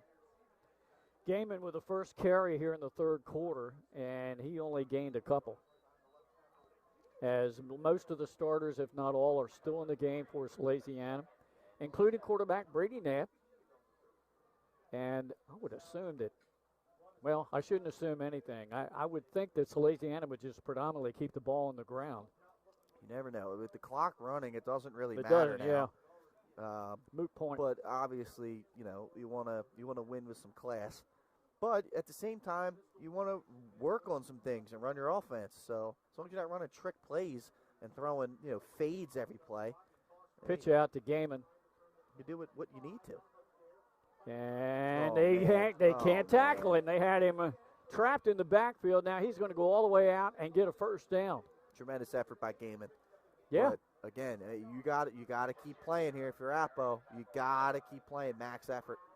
I know you're starting to see some guys start to come off the field. Yeah. For Appo. Yeah, you're getting some new guys in the mix for the Jaguars, but got to keep playing. New set of downs. Salesianum pointing to the Appo line as if to say they jump, but there's no call there.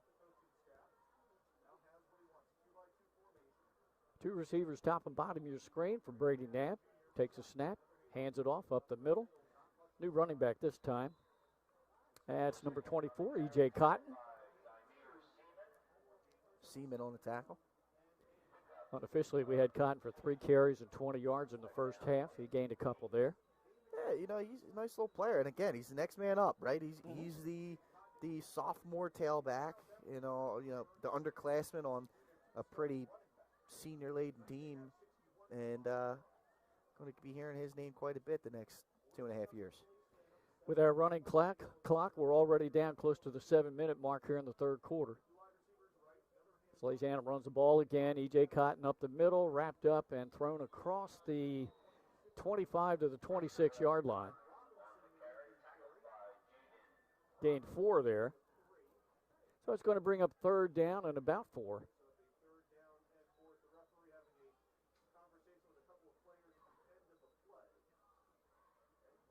Our side judge over by the Salesianum bench just had a conversation with Jamar Taylor, the wideout for Salesianum, and one of the D-backs for Appo. I believe it was Trey Carter, trying to keep them in check. And trying not to let the emotions get the best of them. Yeah, I mean, that's going to be the key. Pass, far flat, wide receiver screen. Jamar Taylor breaks a tackle. He's in the secondary. He's running free down the sideline. He will not be caught. And Taylor will score. Penalty, yep. Another penalty flag. Yep. That would have been a 74-yard pitch and catch. This young man is just unreal, man. I tell you what, coming into this game tonight, Pat, I was thinking on the way up, I have 2 receivers in 3A that I think are head and shoulders above most others, and that's Jasir Rogers for Appo and Phoenix Enriquez for Smyrna. Correct. I think we're going to add Jamar Taylor to that group. Absolutely, and I mean, you got the young man down at Middletown as well. Boy, they got Darius Pope and B.J. Garrett, two really good receivers there. Yes, so, I mean, like, there is some talent. Major talent around the state of Delaware at the receiver position. No doubt about it. So another penalty on both of those Salesianum. young men are Division I talent. Yeah, as well. they are. Every one of them. Yep. Of course, Phoenix Enriquez for Smyrna, and I think it's Pope. I can't remember if it was Pope or B.J. Garrett. Both going to Syracuse. I thought it was Garrett. Pope has gotten, I mean, I think North Carolina. There's a whole ton of, he's got a laundry list of offers too. Of course, the unreal catch he made in the state championship last year. Yeah. Or a couple catches. Gaiman on the carry that time, and that time Appo stopped him for a loss. It's about the first time tonight they've been able to do that. Loss of 3 on the play. And it'll bring up second down at 13. So there was a penalty that nullified that 74-yard screen pass touchdown. As we are down inside of 4:35 to go here in the third quarter. Just an unreal performance, man. It was. It is. Yeah, Appo just, I mean, from, you know, it looked like we were going to have ourselves a classic to get this thing going. Big play to Montabell, and then Sally's just ratcheted it up, and they did not relinquish 1 inch the rest of the way against this Appo Jaguar team. Now back to pass. He flips it out into the flat catch made by Gaiman. He's up at the 40, 45, and all the way out to midfield for a first down. I'm going to call a block in the back here. That's coming back too. And this, I mean, told you this was going to happen. You're going to have to play near perfect football because of the score in this situation. These officials are not going to let you get away with anything. Hey, next week we'll be at Smyrna High School. The rematch last year of a tournament win for St. George's Tech. Matter of fact, St. George's beat Smyrna both times last year, once in the regular season and the first game in the tournament play. And that'll be a big game for both of those two teams. St. George's looking to solidify themselves to get into the tournament. And Smyrna, hey, they're trying to win the district because coming into the night, they were 2-4. Wow. That's a big time opportunity there. And you know, every year St. George is just a solid program under John Wilson. I mean, and that's what you've come to expect by John Wilson coached football teams. I mean, for a decade plus, that's how it was at St. Mark's. Yep. And that's how it's been since he's been at St. George's as well. Handoff up the middle. E.J. Cotton stiff arms a defender and gets out to the 30-yard line. So he gets about 7 or 8 of those penalty yards back. Yeah, John Wilson, another great guy, too. Mm-hmm. And, he's been in the coaching ranks for quite a while. Last year, St. George's, a second half of the season team. They sputtered a little bit in the first half, and they came on strong in the second half. Oh, we got the band. The band is being shown on the screen. The band is on the screen. Yeah, they were. Now, we had some movement, but I don't see a flag or a whistle, so Salesianum is still looking to get a snap off here before delay game. Nab sends Cotton in motion, looked his way. Now we'll go top of the screen. Receiver up there. Catch is made. Good tackle one-on-one made by Carter, Yalik Carter, on number 14, James Elias. Yeah, good tackle right there. Obviously, Yalik, proven commodity here for this Jaguar defense. Going to Temple. And, Pat, we're going to see the first punt of the game for Salesianum. Like we said, stack little wins here if you're Appo. Got yourself a stop. See, you just got to try and finish this game with some dignity. And that stop was the first step in doing so. Yeah. Clock running down to 1.5 minutes left here in this third quarter.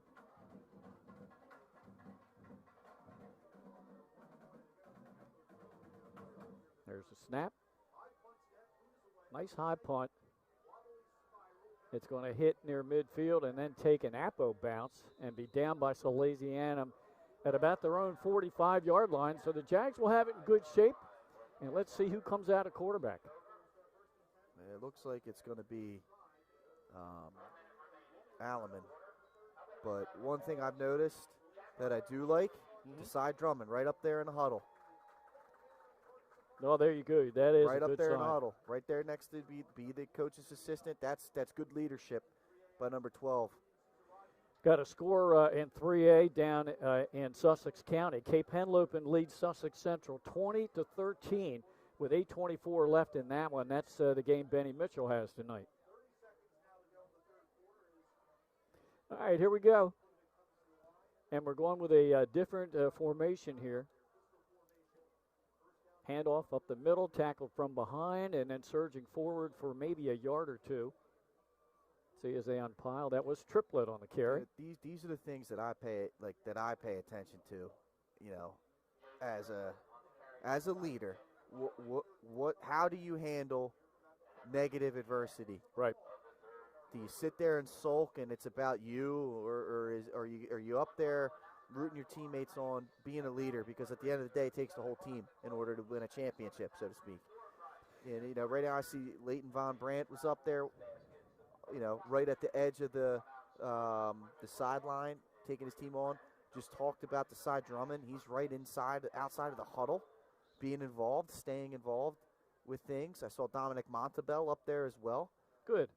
That's what these guys notice that. These guys that are on the end of your roster, these supplemental guys that are role players, they notice that stuff, man. And, like, when you're up there, that carries weight when you say something, when you challenge a teammate during practice or during a game.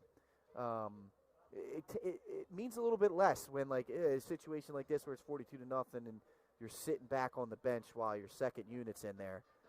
I don't know. That's good point. So, you know, as a guy that was a fringe player myself, I wasn't a star by any means. My star players, you know, Andre Patton, Eric Patton, those guys were up at the sideline rooting the second unit on. Even if I wasn't on the second unit, like, we were up there rooting these guys on when they got onto the field. That's how it's supposed to be. This game didn't go the way you wanted it to. That's unmistakable, and you have every right to be upset and disappointed and agitated. But be a leader here. Sometimes you gotta swallow your pride. Be a leader here in these moments. Well, there was the first pass of the game for the lefty, Alleman, and he completed to another second-level wide receiver, Nehemiah Pert, and they got 8 yards, third down and 2. Edge Von Brandt, he's up there as well. I mean, I love seeing that from these upperclassmen. You know, these key contributors for this Appo team. Handoff up the middle, running back caught from behind. There'll be no gain on the play, and then thrown back and doing a little somersault. And are running the ball that time for Appo, I believe it was Antonio Harvey. Was it? I don't know. I'm seeing a lot of different guys in there. Dylan Yancey, it might have been, number 31. Could have been Chase Fetro, number 32. But 4th down and a long 2 for the Jags as we're in the fourth quarter now.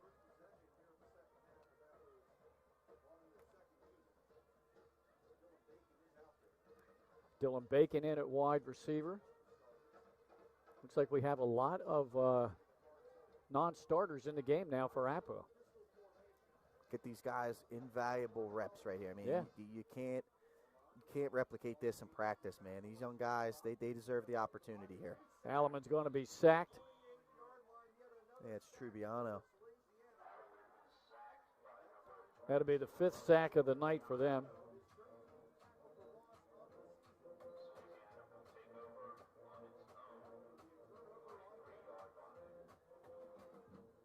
And there it is. Stalls out, but Sal's will take over. Got some guys, some reps that deserved some reps, and put your defense back out on the field. It's almost over here.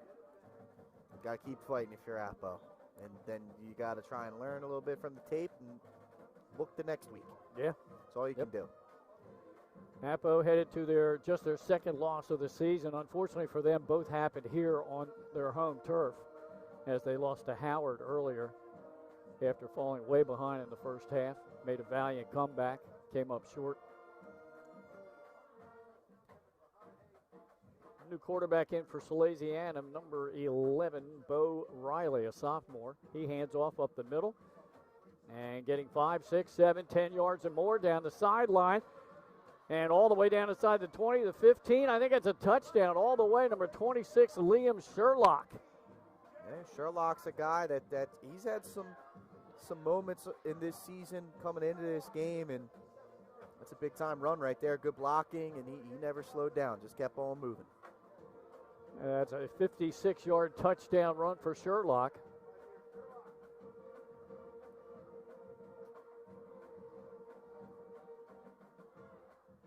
It's crazy the difference here, Glenn. Yeah.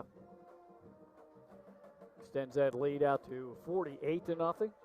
Salesianum on trying to add the extra point. This is a team that Appo beat a few years ago for the first time ever, as head coach Brian Timpson's been bringing the program along. But it's been a while since they've tasted defeat this bad to the Sals. Extra point attempt splits the uprights. Yeah, they got buzzsawed. I mean, that's pretty much it. I mean, this snowballed away from them pretty quickly and early in this game. And Sally's never looked back. They came in, they bullied them tonight. So 2:34 left in that Cape Sussex Central game. The Golden Knights scored on a touchdown run. They went for 2. It's good. So now Central leads Cape 21-20 with 2:34 to go in that game. Benny's got a barn burner tonight. We had one last week.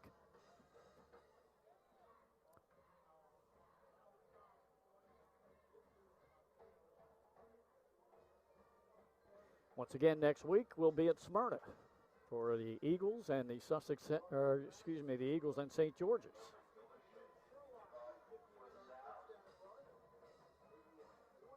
It'll be a fun one, Glenn. I mean, we got a good fun second half of the season ahead of us, and then come playoff time, I cannot wait to see how things shake out. Yeah, that's going to be the key. Here's the kickoff. Sails down to the 14-yard line. Across the 20, 25, and then thrown out of bounds. And on the return was number 14, Nehemiah Pert. Burrell on the tackle.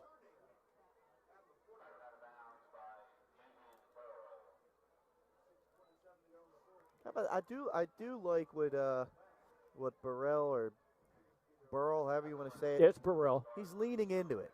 Number 5, just like the Phillies player, Pat Burrell. Yeah. That's what I asked Gene Deladon down on this. I said, hey, look, is this Burrell or Burrell, like Pat? And he goes, no, it's Burrell.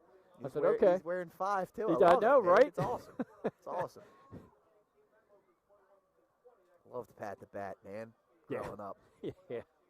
Then I got to be a teenager. I was like, this guy's a little disappointing. Oh, my gosh. But we got lucky because Ryan Howard and Utley and those guys were there, so you weren't as dependent You're on Pat young. Burrell. You're so young. I am. And I'm going to tell you, I first started following the Phillies. It was Steve Carlton, Mike Schmidt, And Greg that was Lazinski.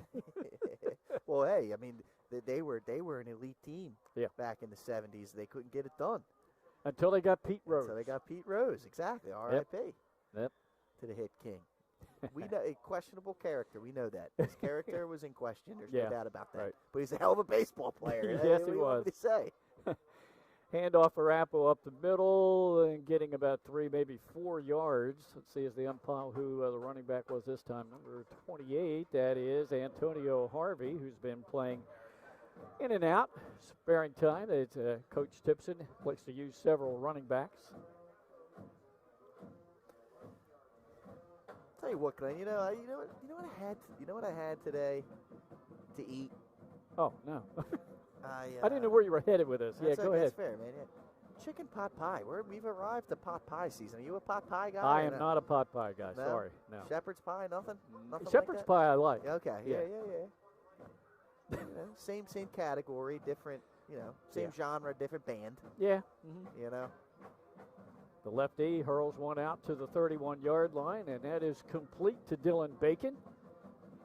Will be just shy of the first. Third and manageable here. Yep, third and short for Appo. And we're probably seeing the quarterback of the future for the Appo Jags out there, the lefty. He's only a sophomore. Yeah, sling the rock around a little bit. He's had some cool experiences with this group that's been here. I mean, the talent level of Drummond, Rogers, Von Brandt. There's been some fun football at Appo here during this young man's early career, and I'm sure he's learned a lot. That'll help him when he's ready to take the reins over. He's got some size too, Pat. He's nice and tall. He takes off himself this time, calls his own number, and he's going to be real close to a first down as he gains the 4 yards. Oh, that's the key. He's tall, man. That's the one thing I didn't have. I loved playing quarterback, but there's not a whole lot of room for 5'8" quarterbacks that can barely break 5 seconds on the 40-yard dash. If you're a 5'8" quarterback, you better be able to run. Oh, man. So how long has that been for you now at St. E's? 15 years. Goodness. 15 years in terms of the football season. We actually have a timeout called here by Appo as they got the first down. So that's one of the few ways you can stop the running clock. So Appo does so with 3:19 to go in this one, as the outcome of this one pretty much was decided in that second quarter. Salesianum scored 4 times. Yeah, just an all-around unbelievable performance. Pat, it's time for us to start thinking about our player of the game. And, you've got so many people it could go around here for Salesianum. But at halftime, I looked around at the other guys, and I'm kind of leaning towards Jet Healy. I agree with you, Glenn. I mean, he had two touchdowns when this game was still kind of up in the air. He came in, ran the Wildcat down there on the goal line and put it in. And then the punt return a few plays later, I'm with you. He played great defensively as well. Oh, nice catch by Dylan Bacon. Great and throw, a nice throw from Alleman. Yep, great throw, great catch, nice play all around right there. But I'm with you. Jet Healy, well deserved. Well deserved. Dylan Bacon, 2 consecutive receptions there. That's just a pretty ball, man. Put it to the outside, let Bacon go run up under it, and that was a tough contested catch.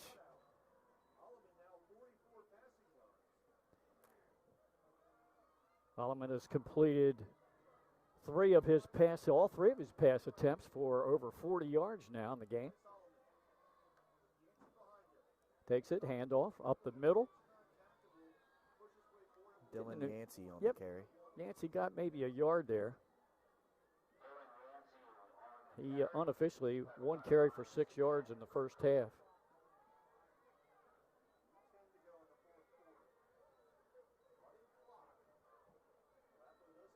.48 seconds left in the game now. Cape drove down to the central 20-yard line, so that's going to be a great finish there for Benny. How about that? Yeah. Cape's another team that's kind of in that second, third tier that's, has been slowly building. I mean, it wasn't that long ago that they were a winless football team. That's right. And they've bounced back last 3 or 4 years. Yeah, Coach Fredericks got them into the championship game that one year, and now Chip Knapp down there. Mm-hmm. Sussex Central, they're struggling a little bit, but hanging in. Oh, blitz coming. Yeah, and then Alleman never saw that one. Blindside sack, for Tyler Clark. Good size for a freshman.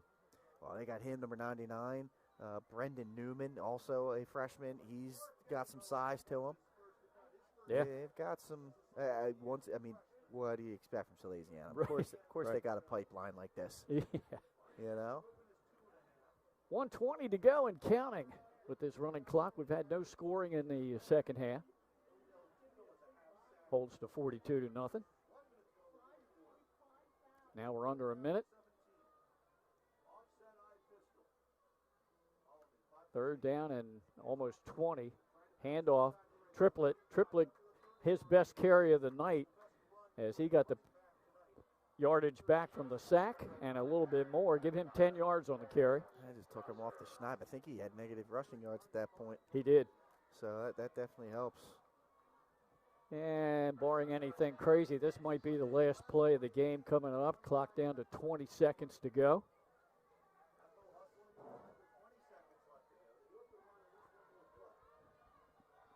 Running again in that like an offset I formation. I went back to pass. Blitz coming right up, and he had no time to get that pass into the hands of number 32, Chase Fetro. And that's going to do it. 2-1-0. Final score 42-0. Or 9. Huh? 9. 49. I'm sorry. 49. Yep. 49-0. We did have a score in the fourth quarter. It was that 56-yard run by Sherlock. All right. When we come back, we'll hopefully get our player of the game. I guess I'm going to take off and go down and do that, Pat, and let you take over, buddy, and we'll be back after this. Turn your vision into a reality with Capstone Homes Design Center, bringing personalization, luxury, and quality all into one location, where you'll meet with our certified design consultant that'll show you exactly what you're choosing, so you can make the best choice for you when designing your new home. From first home to vacation houses, we build and design homes for everyone. Set up your appointment now and design your dream home today at Capstone Home.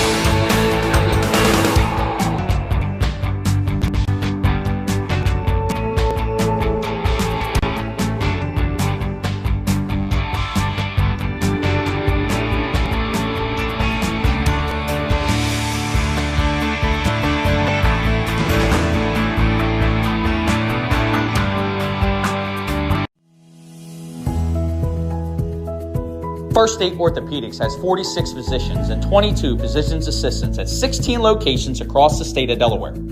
We provide both surgical and non-surgical treatment for a variety of orthopedic conditions, are specially trained in current state-of-the-art techniques. We serve as team physicians for over 20 high schools, Wilmington University, and many local recreational and competitive leagues. Our doctors are readily available to all local emergency departments, medical aid units, and urgent care centers for consultation and treatment. Give us a call today at 302-731-2888 or visit us online at firststateortho.com. Get the assurance that you're... And welcome back in, ladies and gentlemen. 302 Sports presentation. As we hear Glenn Frazier, good to go. But yeah, welcome back in, folks. 302 Sports presentation, Delaware High School football. This was an impressive performance by the state's #1 team, Salesianum, getting a 49-0 victory over Appoquinimink. Here shortly, we will have Glenn Frazier with our player of the game, Jet Healy, 2 touchdowns tonight for the junior defensive back.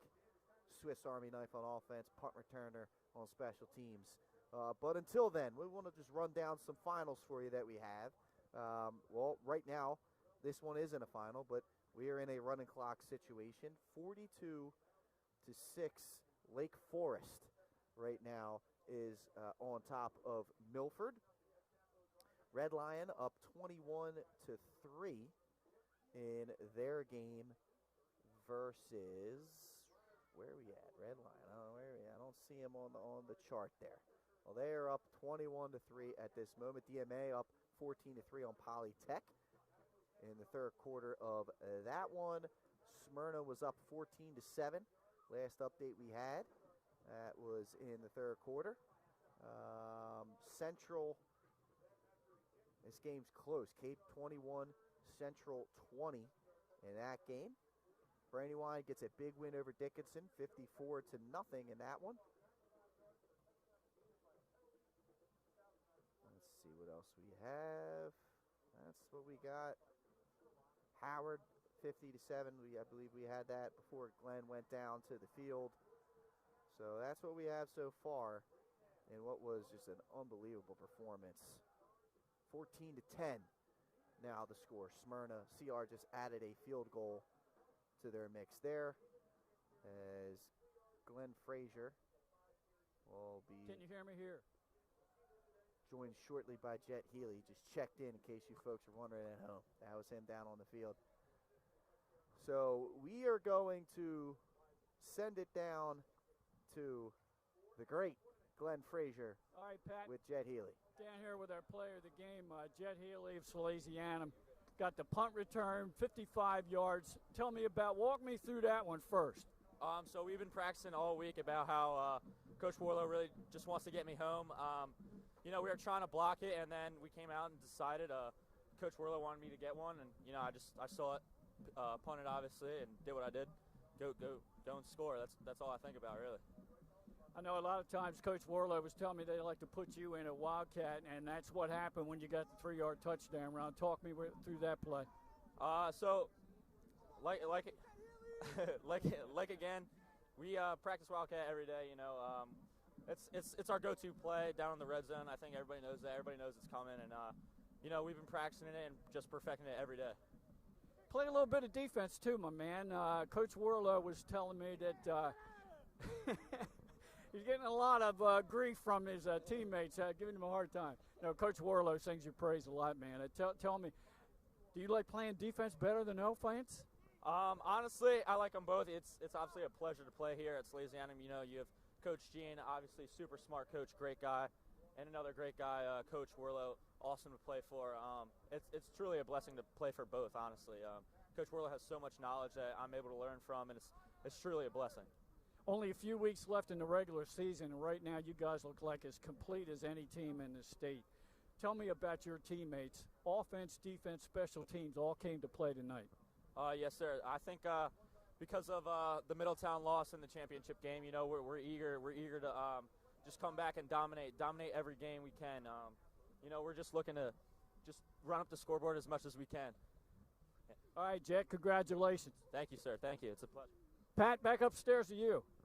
Thanks there, Glenn. Jet Healy, folks, our Delaware 302 Sports player of the game. 2 touchdowns in a impressive 49-0 victory for Salesianum over the number 3 Appoquinimink Jaguars. So thanks for tuning in, folks. Appreciate you joining us here tonight for this broadcast.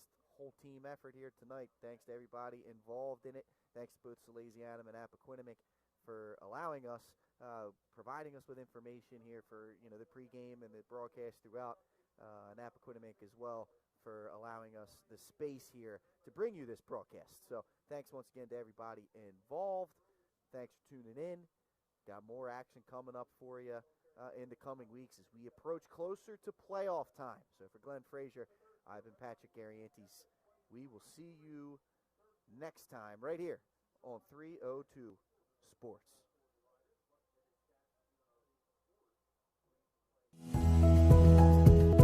First State Orthopedics has 46 physicians and 22 physician's assistants at 16 locations across the state of Delaware. We provide both surgical and non-surgical treatment for a variety of orthopedic conditions, are specially trained in current state-of-the-art techniques. We serve as team physicians for over 20 high schools, Wilmington University, and many local recreational and competitive leagues. Our doctors are readily available to all local emergency departments, medical aid units, and urgent care centers for consultation and treatment. Give us a call today at 302-731-2888 or visit us online at firststateortho.com.